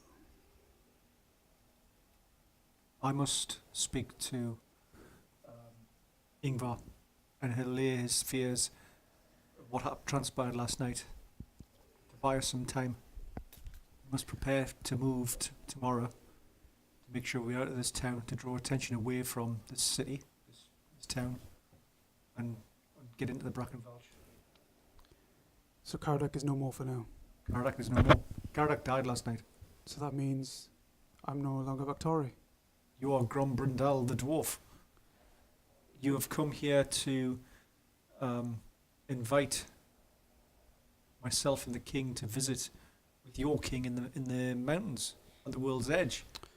You are journeying with us to the Brackenvalsh because we have needs to go because of the imminent birth of our queen. So does this mean you're no longer my master? I'll always be your master. But in terms of how we must play this, you are Grombrindal. Why would I be your master? True. Well, with the greatest respect, master, go fuck yourself. And I walk away. He stomps off. Stomps off, right? There is Grombrindal. As I mutter to, Yeah. as I walk away. Grombrindal. As he's heading out, I say, don't forget, Tal is watching. Don't let this all go to your head too much, Get a door. Caradak. Grombrindal. Hello, I am Grombrindal. I'm practicing. Practicing Getting means it, what? yeah. Grombrindal. Right, okay. I need to... Are you stormed out then, or you come back in? No, I just walked away. To get ready. Walked away, gone out of the room? No, just like, gone off to get sorted and stuff. Maybe go through Erstat's room while I contact... Didn't I just come through Erstat's room? You came through, you didn't stop to go. Oh, what do you want me to go through stuff? We'll see if we can find out if there's anything more we can find out about who or what he is, or anything planned or anything like that. If you do that while you're doing that, I actually best stay with you. No, I best stay with you, because if not, there's some weird dwarf You're walking around, yeah. ransacking. What do you mean? Ransacking a It's going to take a while to get used to. Caradak, Grombrindal. What are you having? Caradak? Yeah, Caradak. These dwarfs are weird. Got an unusual name. Constantly drinking. Clearly all drunk at all times. Especially when you walk into low room. Just bear with me, right? You are a dwarf. I'm going to put my hand to where your head is, Doesn't matter. You tap him on the head. and I'm going to put Am where... I looking up? Nothing. Right. No, you are. You know, dwarf. I had this vision you're going to run through a door expecting to be dwarfite, but there's still going to be Caradak. Bang! No, you are a dwarf. You're now a dwarf, right? Let's go into this room together. So yeah, I'm saying, am I still the same height as Caradak? No, you're No, a dwarf. you're a But dwarf. I am just physically Yeah. full on dwarf. So You're a full-on dwarf now. So yeah. I am looking up at people. Yes, now you are. Okay. But you're not. So it's not right. Very quickly, out of game. It's not Lord of the Rings dwarfs, Yeah. right? You're not literally like No, I didn't Right. get that. But I am small. 'Cause obviously, I'm. you are Caradak small. was So you're tall. about your chest height. Yeah, Caradak was tall. Yeah. Yeah. So So, you're- I noticeably shorter. Noticeably, yeah. You looking straight ahead. You stare at Ulmakor's chest. Right. Okay. So yeah. Yeah. But you are much bigger, Yeah. right? Huge corded muscles, big slab-like thing. You are 4 times stronger at least. Mhm. Yeah. I'll go Just in a teeny tiny package, that's all. Oh yeah. powerhouse. Right, let's get in this room. When I get in the room, I'll just ask, just to hold 1 second, and I'm going to let my the clear sight arrive, to where I just literally scan for things that emanate power to see if there's anything in this room that still bears Erstat's taint. You know, if there's anything on it. Yeah, the chest. The chest is quite a strong thing. You're already carrying the gloves anyway. Yeah. Oh, I never really looked inside this. Oh, there's a chest. The chest. I wonder why we never actually. wonder why we never actually looked at this chest. He goes, oh. He rips the top of it off. The metal hinges are like torn and twisted. It's not very strong. I wonder why Ulmakor, you didn't tell me to actually look at this chest. But that's just an oversight on your behalf. Within it is purple velvet Only took robes. 10 sessions That- to finally to look get at the chest. look at the chest. Yeah. Yeah, there's the robes, and you can see. So that's that they are emanating power, Right. as well as this carrion, this bird skull, which has got auburn hair, a lock, quite a heavy duty lock of quite a lot of auburn hair clasped in it. So basically goes in through the beak and out through the back of the skull. It is obviously it is real bone, but the clasp inside of it's been fashioned out of brass. Right. Okay. The hair is long. It could be anybody's. Did I ever see him in these robes? You did once when he literally just screamed power as he walked into the Right. room. You're not feeling corruption from any of these. It's not feeling like there's anything. The robe, there's nothing malign about the robe. It is just powerful. There's something about it that's powerful, and it's not robes like classic sort of zip. I'm in a dress. It's more of a hooded Cowl. Yeah, so you can put it on, and then so Has it got any definitely protect you against the elements. Has it got any motifs on it or anything like that? So part of the fact that it's like I said, it's distinctively purple, whereas everybody else walks around in hides of normal colours. This is definitely ritualistic. But walking down the street, it's going to draw a lot of attention. But there's nothing inscribed upon it. There's no runes. There's nothing that you can see there. It is literally just infused with power. But there's no way to blend in with this thing. Right, and the clasp is malign. It is. Yes, absolutely. There's something dark about it. Even slightly touching onto using your power sight. Just so you can see into the realm of where the power, where power is. Yeah. In this instant, as an example, how you draw upon power from a different realm. If you alter your sight to look into that realm, visualize, throw the stick in the ring on, you can see it is distinctly connected to darkness, pain. It's ritualistic. It's blood magic, in its most base form. And it's just made of bone? Yes, but it's been infused with this. It's been used in a ritual, Right, okay. in blood ritual, and it is malign. It's dark. Okay. Anyone that carries this is going to feel misfortune. They're going to mentally they're going to be drained, as well as horrible stuff will happen. Put it on the floor and say, Grombrindal might need someone with your strength to grind this down into dust. Really? You can't just magic up flames? I wouldn't want to interact with it on the magical realm. I think I'm just... You want me to touch this? Your boot. Just crunch it. Alright. Needs weight. Grombrindal. It's a boot. Big hobnailed boot. Yeah. Let's do it. Right. Stamp on it. You stamp on it. You see its connection to the dark plane is immediately vibrated as its physical form is smashed. Yeah. The skull is is shattered, ground. There's a small eye socket, maybe part of a beak recognisable, but the vast majority of it is crushed under this massive heavy weight. Did it work? And the brass buckle that was within it, the clasp, is torn and bent. And as it's cracked, you see part of it snapped. The power evaporates from it. That worked. Good. What about the rest of it? Good size 15s always work. The rest of it, these robes, I don't know, there's something about them, but they don't give off the scent and the whiff of corruption. They do emanate power. Perhaps you should wear them. Maybe I should keep them until I have more chance to think about them. I'll put them in a pack, and we will take them with us. They go with a pair of natty gloves as well, don't they? Yep. Yeah, full ensemble. Now, you need to come to my rooms. I need to speak. No, I need you out that room. I need to speak to Ingvar. Tell him know that you are no more. Okay. How are you going to introduce me? What am I? I'm a dwarf, but... I'm not going to introduce you. You want me to just surprise you, knock on the door? No, Traveller? What's my story?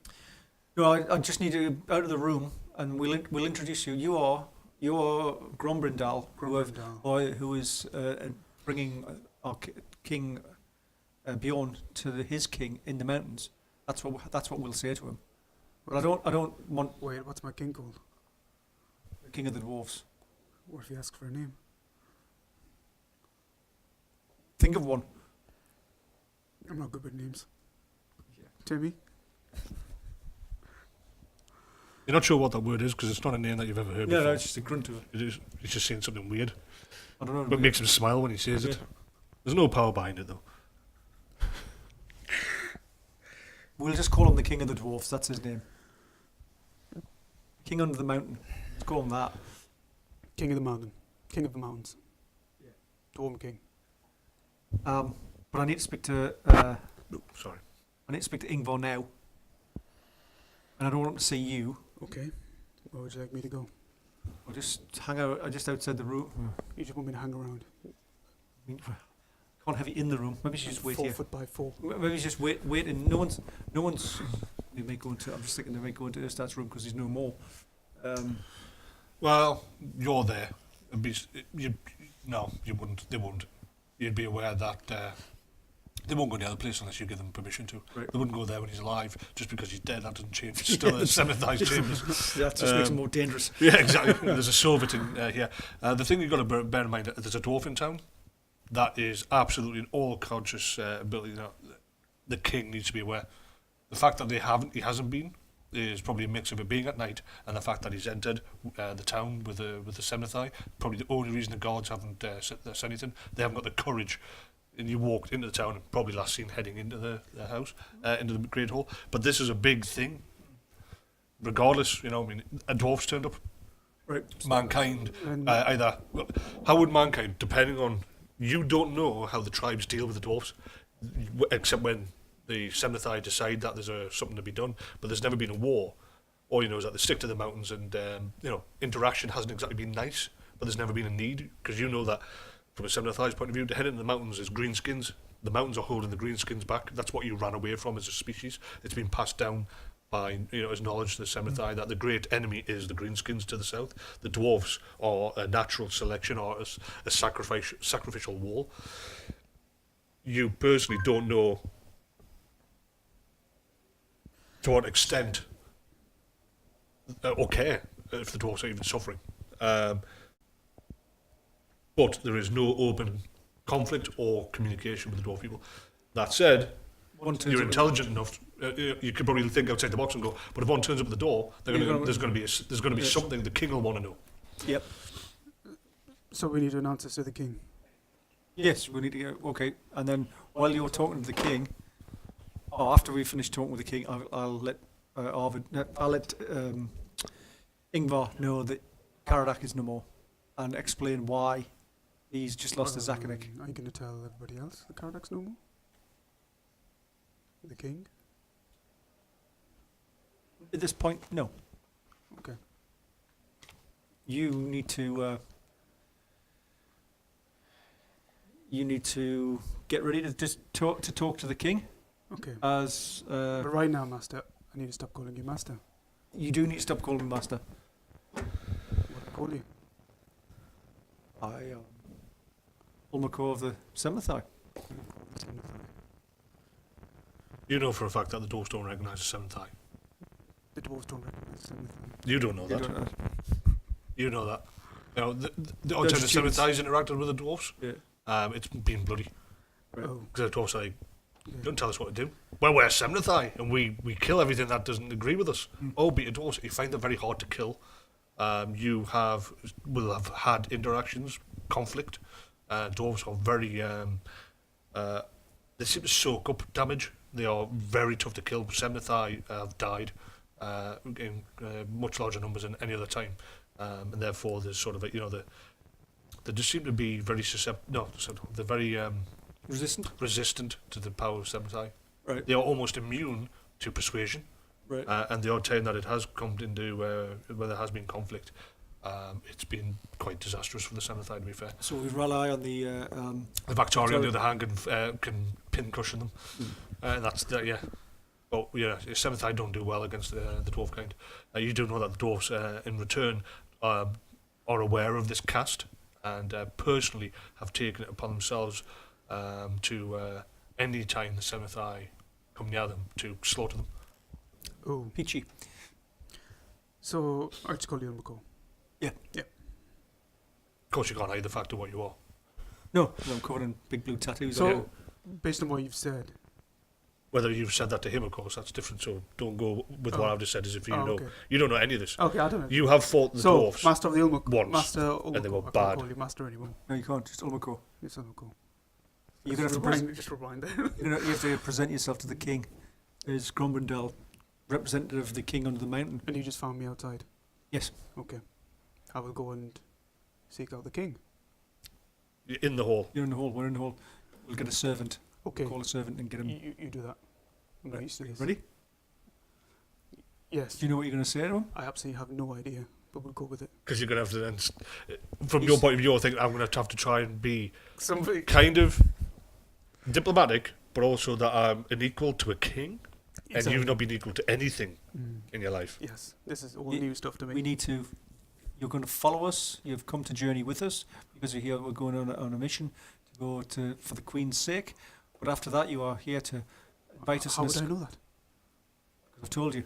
Oh, just outside. Yes. Okay. And But why am I here in the first place? to invite the king to go and meet with the king under the mountain. What's the story behind it? What if he asks? Why?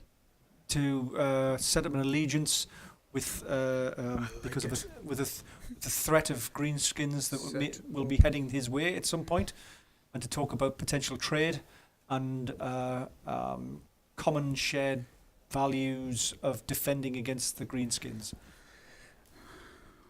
You should do the talking. I can't do great. I can't do the talking. You're You sound Grombrindal. great. Sorry. Welcome to the big boy stage. Come, Caradak. You've got to use your brain now. You've got to think on your feet. Okay, I can do this. I'm ready. Ready? We'll get the servant to announce you. Grombrindal of the dwarfs. Right.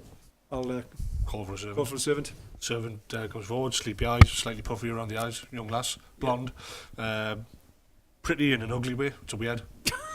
She seems to be attractive, but there's just something about her that you find offensive. Right. It makes her ugly. You know, physically she's attractive, Right. but you instantly take a massive dislike to her. Oh, okay. It's rare for you to actually have any emotional reaction, but this is the first time you see it, and you literally go attractive, and you can feel this. Like, I hate you, but you are consciously, absolutely aware of this sudden, irrational hate for this young lass. Does his face show it? No. I will say to her, you need to rouse the king, tell him that we have a rather important guest has made himself known. And Yes, my lord. as she turns around, I'm going to try switching my vision over and just see, is there anything about her that's... There's like you know, to be just a dark soul. Some people are just born wrong. Right. You don't see, you are not aware, now that you're aware of the dark gods in the north, but you have not come into direct contact with them on this plane, so you're aware that you don't know what it looks like, you suspect that you'll know it when it happens. This is just what you've come across some from time to time. Some people are just born wrong. Talking to you, Hold. Someone is born wrong. The spirit was born wrong. That's where you got that from. You see there's black wisps around her. Yeah. Given chance, given a position of power, she would She's mean-spirited and horrible. beyond that she is just A nasty piece of work. Absolutely, just born wrong. She walks through the to the back and heads towards the King and Queen's chambers. A few moments pass by when she returns. The King and Queen will be with you presently, my lord. Would you like any refreshments? Bring refreshments for our guest, please. As you wish. She walks off. You hear Not quite in control of his arms yet. smashing chairs. I'm a bit wider than I'm used to. You are aware of this incredible strength in your body. You hear her waking up other servants. I am used to that. I have it all the time. Other servants turn up, they start banging up the fire. They bring some light. Staring at you. Constantly, Like. And he's just on it. He can't remember he's doing that. You see him just flexing these ridiculous muscles. Muscles just come up on his shoulders. Like, everything's just ridiculous. Hands the size of slabs of meat. You are ridiculous, yeah. Yeah, everything about him is ridiculously proportioned. This is great. And then the king, Pick up the table. right? Yeah. He's lifting the table up. The king appears. Ah, what are you doing with your table? Ah, my friend of the mountain clans. I hoped one day to come to you people, but there is so much land between us and yours. King. You are far from the east. What are you holding up? A chair? I have a chair! Look, a vase. See, I can lift this one. My king! He stops looking at you. You're like, He's quite a feat. I don't really know what to do. That's what that was. that's right. I didn't know what to do about this. I was trying to be all diplomatic and important. sticking his hands up and what do I do? And the king is sort of taken back, and so he's looking at you. You see that sort of look. This is obviously how they do things. The queen tries to come to the rescue. You just stand there with your hand up. My king. My king. Yeah. Okay. The queen. She comes forward and she bows gracefully for someone so heavily pregnant before you. My lord of the mountain. May I introduce Grombrindal of the mountain folk, who has journeyed far to speak to you. They're looking at you as it stands, frozen. Bring more food and drink. And something with his arm must be quite tired up there. The queen actually has walked up, curtsies, sort of goes, and puts her hand in yours, like. And then sits and then sits. Come, sit. Bring forward chairs and comfort and food and ale. Sit down. What is it that you prefer? Strong, dark ales, light wines. I will have everything. Everything. Bring everything for our esteemed guest. Bring everything. Semnathai, I am so glad that you are here at such a time. And you see that the king's sort of, because he's suddenly like, I don't know what to do with my hands. Everyone's sort of. Do you want to upset him by? I'll just relax my hands. What, just like limp? No. Just like, on the table. The table is brought forward up to this raised area. Platters are put down. You see that it is a bread and water type situation for a guest, as opposed to actually a full meal. Because at this time of the morning, nobody sits and eats and drinks. But obviously, he's just turned up and the king was like, it's 2 a.m. What am I drinking? Oh God, bloody hell, I'm hungover. I just celebrated Alvar not being sacrificed. Oh, I better get back into my cups again. Oh no. Oh crap, I hate this job. Caradak, is he going to be joining us? We need to celebrate the fact that he was literally the will of the gods in this. Caradak is currently scouting out in the far reaches of the outermost forest in preparation for our journey tomorrow. He took it on himself. He said that he couldn't rest until such time as he'd made sure that everything was prepared for our journey. But he will no doubt he will come back in. He's following quite a large scout mission ahead of us to make sure that we know what's going on. This Caradak sounds like an impressive warrior. He is Master Dwarf. He has been a token of God's esteem. Our god Tal spoke to him through our Semnathai here, and he sacrificed. I don't know if your people do sacrifices before great journeys, but then he looks towards his the queen. My queen Griselda, may I present, is due our son, and the gods themselves have looked upon it, and they have shown us great favour at a time when we thought we'd offended them. And you showing up must be a portent of greatness. What can we do for you? Great. You've obviously had something to eat. This isn't straight away. Yeah. Now there is a certain amount of decorum, even in a brutal time like this. And what brings you here to our humble hall? I have been sent by my king. By my king. King of the dwarfs. He sits back on his throne. The king that lives in the mountains.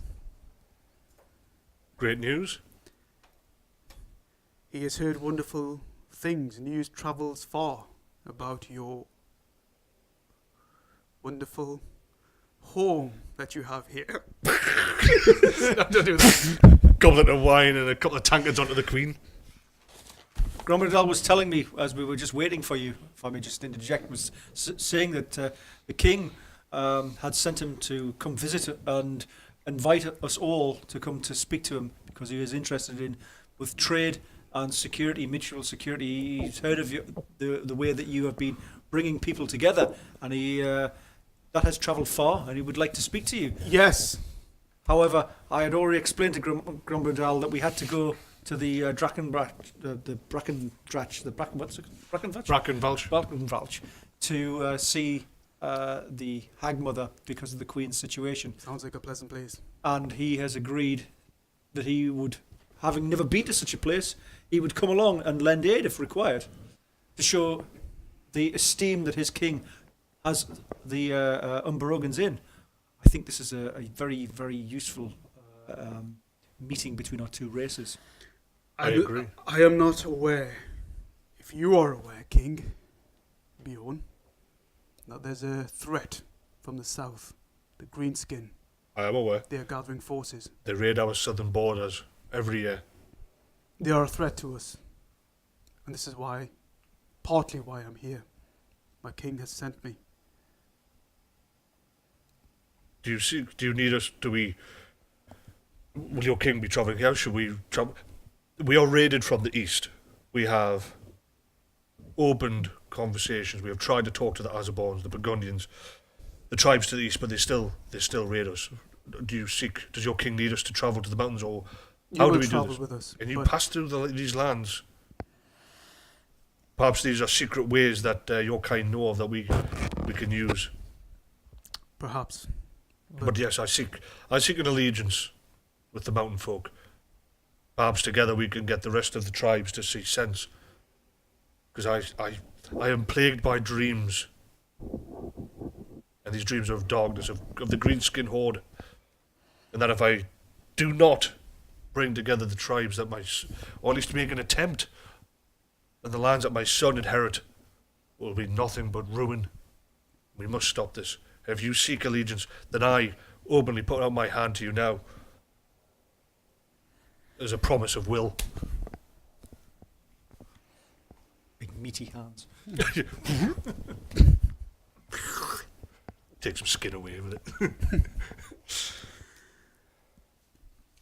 And we shall travel tomorrow to the Brackenvalch and see this Hag Mother. I will support you. And you speak for the king? I speak for the king. Then this is a day of celebration. If it wasn't for the fact that we should be leaving so early for the Brackenvalch, then I would declare 7 days of drink and food. The king recognizes the work that you've done, King Bjorn. How you unite people. I do what I can. And I think Crop servants. the dwarves and mankind, together we are stronger. We agree. I would dearly love to see the... A war is coming, king. and we need to unite. And I'll stop with it. You got the final word? Is it over? It's over? It's over. That's it. That's the end of it. I'm just getting into it. Yeah. Next week, Red Dead Redemption. We're not going to do any more. Episode 10 was the end of it. That's the end of the book. No! Yeah, And the author's dead. I'm selling the rights, and therefore I'm not going to bother writing anymore and see how the directors ruin it. And, yeah. Just say, I couldn't be bothered. Let's just let the showrunners work it out. It took me 12 years to write the last book. We'll do I that. don't know if anyone gets that reference, but answers on a postcard. Wow! Big step suddenly. Huh? Yeah. What has happened there? Caradak's completely out of his depth. like completely like, oh, there's going to be lots of interjecting of, I believe in just as we're going for a pee around the corner, he told me this. You recovered well. Yeah. Yeah, I'm just waiting for him to start saying like way too much about. And the king said we're going to do this, and like, We're going to go see the king. We're going to say I didn't say any of that. And the king's going like, "Who the hell are you?" We don't even have one of them. Whatever his name is, he's not even one of us. Yeah, Oh yeah. I think he's half Elvish. What? I'm curious if anyone actually recognises the name. I don't know. I don't recognise the name, I but don't then recognise it. No. In game you shouldn't. Just wondering if anyone does it out of game. No. No. Who that? Who dat? Who is he? Who dat? Hey. We can get All that. seventh eye will meet the axe. Whoever he is. I don't know. Is he the guy that sings Yeah, he could be. Knocking on Heaven's Door? That's right. Apparently, he's a big fan of the Son of Fire. Hey, axe! His brother's called Rock. And then there's scissors, paper. Grombrindal. That's how I spelled it, I think. Good stuff. Oh, I did. So we've met Grombrindal, a Grombrindal. dark-skinned dwarf with a white beard and a huge double-bladed axe. He seems to smack of fate. Seems to hold some sort of strange yoga position. And doesn't quite know. Where he put his hands. But the way that Tal was saying that many have carried, what was the exact term he said? Many have carried No, it wasn't just the title, was it? It was No, the no, mantle. yeah, Specifically. yeah. I've carried the mantle, and many will carry it beyond. Obviously, it's integral in your part in this. As far as Ulmakor is concerned, what does he think he's been told to go to the, find the white stone, the moonstone, the stone of light? I think he's slightly brooking it. The fact he's now going to bring all the tribes together while there's still time dodging Ingvar. Well, actually, the thing is, we've seen tonight is that there is actually something that's long term here. This is not just a standard out of game when you consider roleplay is all about now. Rescue the princess, kill the dragon, get the horde, wandering monsters. Not easier. We've just literally discovered tonight that your character's this game. What is we've discovered tonight is that Kane's got us in this game for the next 4 years. Well, I have had a 15-year campaign running with 40k. It's like, oh, will this one ever end? No, it'll Never. never end. It'll never end. It has to. It will end you first. Like, all right. That's the thing, is that it has to end. You've got. Well, not if we're doing it normally, accelerated time in role-playing game. Maybe this one's going to be 1-to-1. One, bloody hell, okay, so for the next 30 years. 30 years we're just doing this. We'll be like, It's like 24. Ding, Yeah. ding. You've actually got 2 hours per session. per session to just get through. Yeah. I still haven't spoke to Ingvar yet. I have to tell him the good news. He's dead. Well, everyone's dead. They're all dead. I don't have his body. Why? I bet it. Can't show you it. Yeah. So, yeah, there's quite a lot of... What do you think of me natty gloves and me purple frock? So, yeah, well, so we've got to... Right, okay, let's take it step by step. So, basically, Erstat, the situation. You've been up in this mountain range. Yeah, God knows where that is. You don't know where it is, you don't recognise it. You were within the mountains themselves, so we don't know where that is. But we've sort of got a name for the woman that you keep on seeing in this crystal glass, this She's on. coffin, this She's on the way. prison. You've heard that the North worship gods that even they don't know what they're doing. They don't know what they're creating. Yeah. That the gods themselves, these creatures, this power in the North, there's multiples, there's different types, and that they have yet to form and be given name, but they are a power is already equal to tell. It's interesting the fact that apparently, whilst we may have champions or representatives of the gods, the other side also seems to have the same blend, and whatever we have, they almost like have to be given balance to have the same as well. So somewhere, well, we know what the me is the Erstat, but we've got to find the you. Grombrindal, Caradak. Caradak. Yeah. You need to find the other Caradak. Their version of Caradak. The dwarf's version of the Caradak? No. He's not keeping up at all. He's not. He really is like. Do you remember the game? Do you remember Oh, yeah. So if you okay, imagine the gods of good, the gods of light or whatever, I mean, you But can't that exactly was say Ulrich's a good god either. Yeah, I know, but, it's like the opposite of you. I was like, it's a bit grey anyways. So isn't... So we've already discovered, or we believe, we suspect that would say, well, Erstat is the dark version of him, because he's a demigod. So will Busa not be the dark version of me? It would seem that that's the, the evidence is banking towards I that. think it's Busa. Because he said he would, Tal said Busa was going to be a plague on man for centuries to come. Centuries. Wow. Oh, well, that's That when Grombrindal with his big meaty hands gets a hold of him. When I, Yeah. depends if he's control of his hands at that point. Or if he just looks like a raver. It's just Wavy Davy. how many shells have he got? Raven Grombrindal. Any sick beats?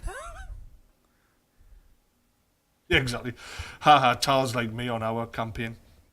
That was from Bear. So we've discovered. Obviously, we've got an impact. We've got something coming. The Bracken Varshes. You're heading there. There's a big showdown expected. Buso's going to be there with the Talon and Victoria. That's going to be a hell of a fight. You've been given you've been told that it has been foretold that Queen Griselda will give birth to the Unberogen prince while in battle. Oh, handy. We've heard that Caradak has or will have a brother. That you have been fated. Caradak's been fated to have an impact on I've got my the suspicions realms of man. Clearly, they're not hiding behind the fact now that Ulmakor is a demigod. He is and he's going to be. Apparently so. I don't know if that's going to come as a surprise. He may have ordered a suspicion, but no, you are. You're one of a few. You're one of a handful of demigods. Wow. Do I get like special keys to the loo with the soft paper? You do, yes. Yeah, you get parking permits. Yeah. And we had sort of third nipple handshakes. Yeah. And it gets you chocolate cake. These are all important when you're a demigod. Absolutely. So Ulmakor didn't know that to begin with? Did Ulmakor know? No, I would don't he think. given himself a title No, of he demigod? would never have given himself a Because title. he always said that Tal was your father. Yes, Well, but we're all sons. Tal's of, my dad. Does that make you a demigod? Everyone's the son of Tal, anyways. He's the Yeah. he's the Oh, overarching but god. it depends on what sort of reference you were using. So, like- Everyone's the son of Tal, but no, I'm the son of I Tal. am the- I am the son of Tal. He comes and talks to us. Yeah. It's not you. So you know who your dad is, and who do we say? Who's mother? Who's Ulmakor's mum? I think it was the hag mother, wasn't it? Yeah. So you gonna see mummy? Yeah, and she doesn't want to see me. Mummy, I'm back for tea. And she's got the power to in the middle of a forest, in the deepest part of Tal's power area, his power stronghold, and then there's this one bit that she goes, nah. There's a scene. I know this is a slight digression, but this is where I've got it. Is there's a scene in one of the David Attenborough's wildlife programs where there's a part of Africa where the crocs are all there and the water holes getting smaller and smaller, and there's a rather large female hippo, and she pushes a small calf into the big of the pool to make sure it's all moist. And it's surrounded by these massive crocs, and one of them will go anywhere near this delicious-looking small calf of a hippo, because enraged 4-ton mother's just there, just pushing it like, I'd love to.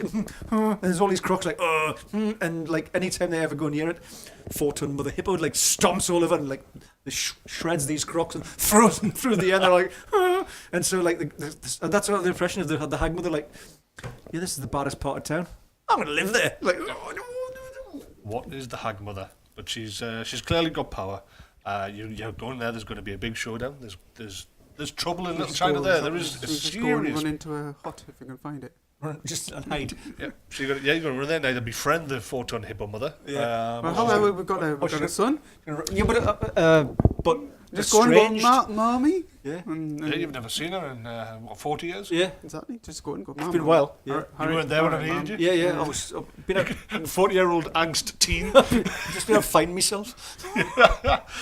But yes, and then so you're told, right, so get to the Brackenfalls, it is foretold it must happen. Keep them alive, whatever it takes. You've got some big, there's a lot of different powers all heading in that direction. It's gonna be fun. Got a clue what's gonna happen. Thanks very much for the follow, Bandwagon King. Really appreciate it. We'll look out for you at the end of the broadcast. Thanks very much. Really appreciate that. Thank you. So yeah, what was it? Right, yeah. So obviously everything's heading towards the Brackenfalls. Big show, but that seems to be just a small footnote on what's actually happening. That's just the hors d'oeuvres. That's just the teaser for 10, just to get your palate wet, and then we've apparently got to get into the mountains. But I've also got to try and whip up the tribes of man against the Seventh Eye, but with Tal, all while not upsetting Ingvar and his army of cutthroat killers. Yep. Oh, it's too easy. What am I going to do after lunch? Hi, Caradak. Thanks very Got a much for showing up. bear. Hello. Yeah, so get to the north, find the stone, get the king on side so he's ready for when the king calls. Remember that. Right, so we're talking about allegiances now, Yeah. but what you were specifically told was when you get to the king, make him susceptible, ready for an alliance. So you've got to put in the groundwork, but not actually try at this point. The whole point is to move everything slowly towards the places and really play in the chess, because if you go bump and actually make your move, the north's going to know and they'll counter.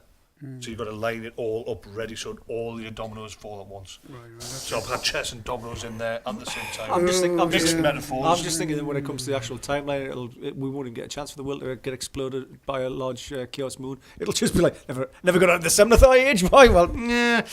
It was too much. Too much, yeah. It's too hard. Yeah, so once Too you got hard. the stone, Grombrindal just couldn't even get his hands worked out, and then totally the wrong time.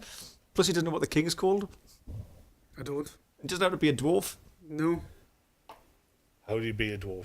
I don't know. This is going to be fun. The thing is, they've never met one.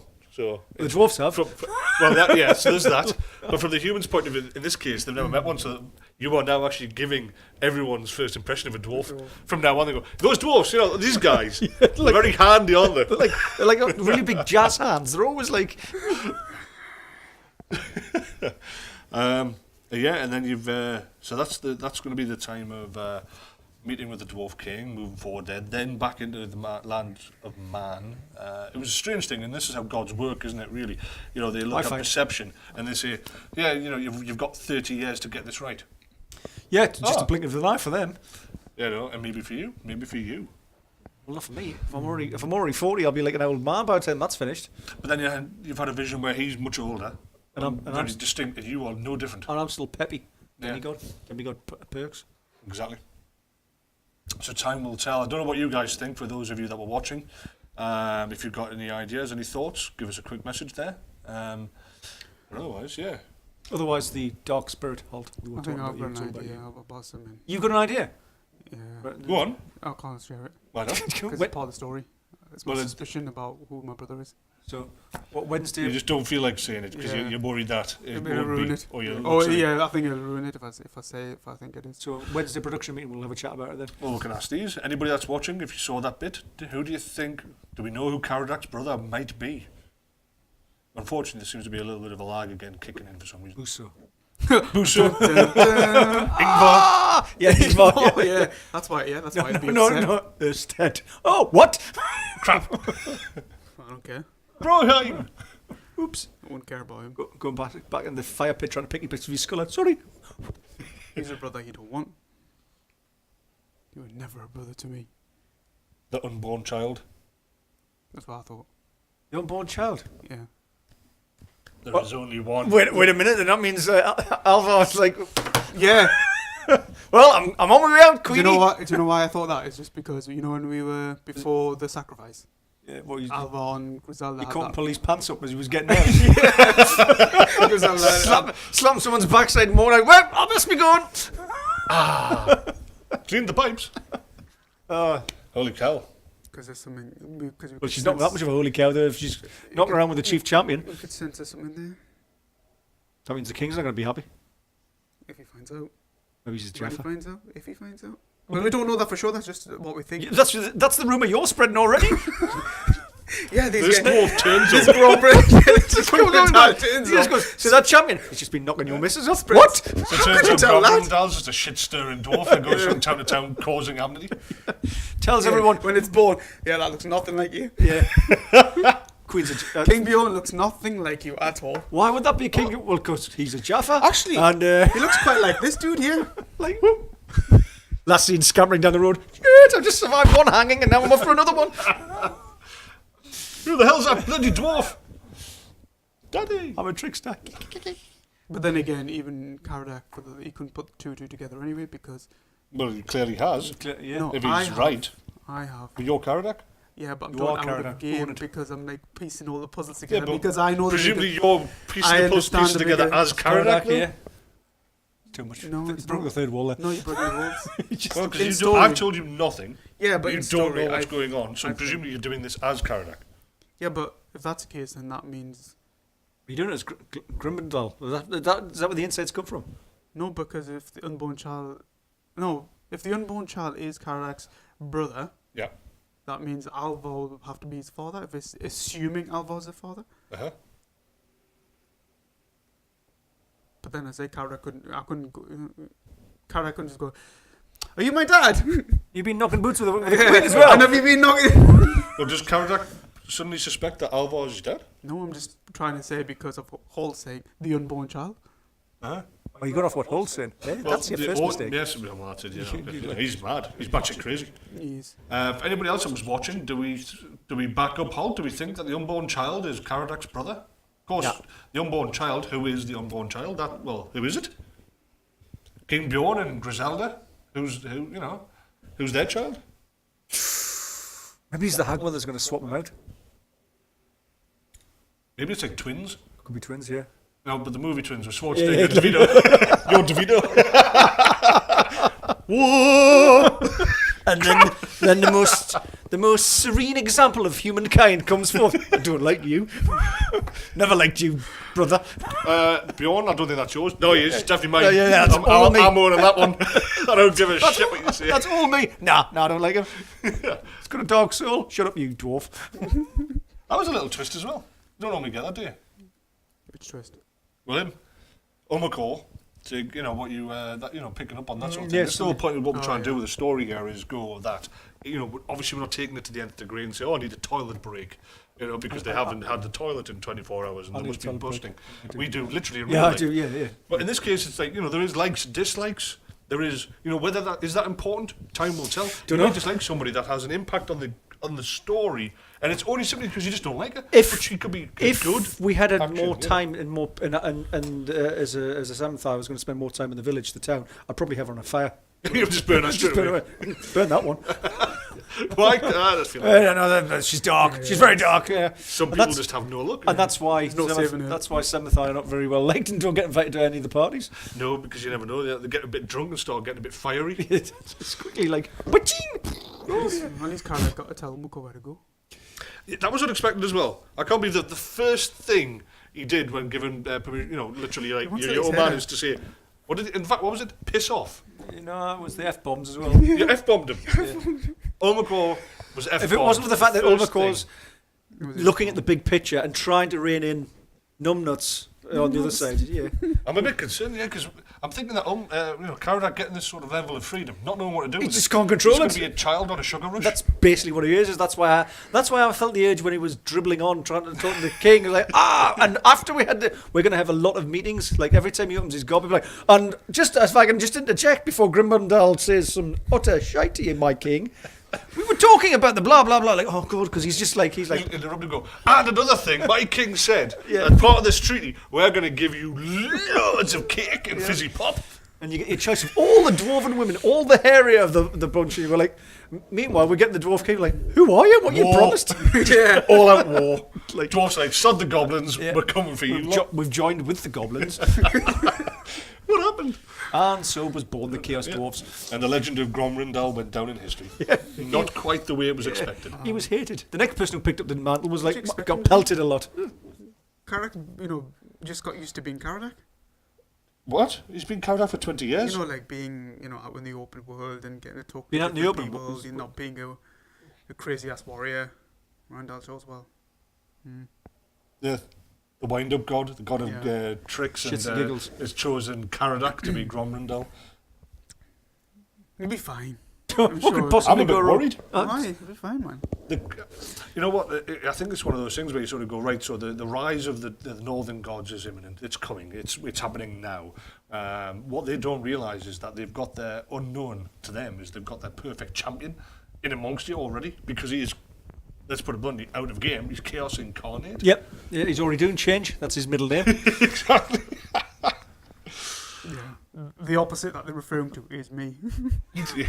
So he's got a delicate touch? No, he's still trying to control his hands. Oh, Look at these big strong hands. walking around picking up tables. Seems like Chaos will never see me coming. Actually, no, They probably will do, from yeah. a mile away. But they just be like, It'll just be like so, this cloud of dust and fire, people screaming. And they'll be saying, so the opening what is that? the opening gambit of Tal is to punch himself in the face. Oh, what do you do that for? Oh, it must be some deep, like, I can't quite see there's a play here. No, he just kicked himself in the nads. No, there's something there. I can't just go. No, you just kicked him. No, you did do that. Yeah, okay. No, Big changes, Big changes, anyway. yeah. Gonna be fun. I think that was the main thing from this episode, is that we've had some cliffhangers, we've had some stopping moments, disembowelings, Screamings. and now we've had actually the gods have literally laid out their hands. They've given you direction and Screw us. said, get on with it. They've completely screwed us now. And we'll see next episode is we'll finally be heading into the Brackenvalsh. We'll see Brousseau, the inevitable battle, and the Hangmother. And then probably what will happen is that Ulmakor will step back more, and it'll be more. Grombrindal will be leading the way. Ulmakor should learn the spell Sleep to cast on Caradak. All the time. And I shall do you know what this is going to turn into? or narcoleptic This dwarf. is what's going to happen. Is you turning it to another Garantine, switch him off, the off switch. Quickly. And sleep. Yeah, for damage control. Yeah, in the back of his head somewhere with an axe. It's happening again. Every Caradak. Every Caradak. Every Caradak? Not every Caradak. Every Caradak? Every Caradak I play. Whoa. In the multiverse of Caradaks. Every character that I've ever played, it just becomes a Garantine. I hope not in this case. No, because that wouldn't really work. There should be some Sure. control. To be sure. Did you actually? That's another thing. Is the first time you spoke officially as Grombrindal to the king? Did you start with 2 or 3 different accents? Yeah, he did. You weren't sure where you were going. I with didn't it. know what to do. That's why. Ah, Plus, I didn't know how to present myself as a diplomatic. So that's why that came out. It's like, I don't know. It's like a French mime. my king! Wasn't it the Roman speakers that they used to emphasise, apparently according to research? And on this day, Pompeii! So yeah. So, yeah. My king! What the hell? They're very effusive. They're very, like, you know... But the hands have nothing to do with what they're saying. My king! They gesticulate a lot. And the Queen's like, pat, pat. On your hand. Like, And we will crush them! Excellent. Can't wait for that next week. Every time you do a talk, you'll have to then do the full gesticulation as well. I'll do it. You've got to start you've got to build up this reputation of this Grombrindal. I'll do. Through the ages and the future of Grombrindal, the past one's all going, he's what? Ah! Do you remember that? Grombrindal is different throughout the years. Every time he comes along, when the door's really in. Remember that time he turned up and sort of like smashed everything and threw his hands around? That was the worst Grombrindal we ever had. He came up, he was kind of like a flat tyre. Yeah. He's wavy David The all one the that time. everyone remembers. There was that one. Do you remember that one that just got really drunk and just used to mess about with the lasses? 270 different Grombrindals, and you all remember that one. What about the one that single-handedly slew the great Orking? No. We're just one with Weary Davy. the one with the jazz hands. That's the only one we can remember. Oh, are you upset? No. Oh, right, We haven't worked hard enough. Grombrindal is powerful. You're powerful. We're just gonna. What sort of accents are you gonna have? Oh, and sorry, very quick. And Arvid's a god. Apparently so. Didn't say that coming. No. The bear didn't, did he? But he did torture did you? people to death. Or did he? Did he what? Or did he? The people. No, you ordered them. No, he would just have to be in charge of the people I mean, doing not it. that, but not that there's something like you'd be like, oh, get your hands No, down. doesn't care. He didn't torture Caradak. He did not. He helped him. He healed him. So who was the healer? Bum, bum, Dun, dun, bum. dun. We need to find him. I know. Now we can take him. Take them where? I don't know. It's good to have a healer, isn't it? Good to have a medic. Well, hopefully it won't be too long after the Black and Belt show. Get yourselves into the mountains, because I know that I'm not the only person that's eager to see how you interact with the mountain folk. Isn't that right? Whoever's in there watching, going, get into the mountains! Oh my god. Well, thanks very much, everybody. I am going to host, or try to raid somebody. Raid. Somebody on here. Coda Bear, are you still watching us? If not, if you're going to broadcast, mate, I can pop in your direction. If not, it'll be randomly done. Last quarterback just finished, and because I don't know, it didn't come up with a raid, did it before? Yeah, not Because well, our I've never seen numbers, that anyway. the numbers jumped up considerably. Oh, he did. Quarterback raided us with a party of 4. That's why I jumped. That So he explains. probably. Well, thanks very much, everybody. We will see you on Tuesday for some Battlefield 5. Thursday for Battlefield 5, unless Red Dead Redemption 2 Online pops in which case we'll be slapping that out there. If not, after all that, we will see you on episode 11. Episode 11. Yeah. Rise of an Empire, next Sunday, 7:30 p.m. GMT. Thanks very much for all your support. Thank you very much. See ya. Signing out. Is it? Is it? Oh, it is. Bye-bye, everyone.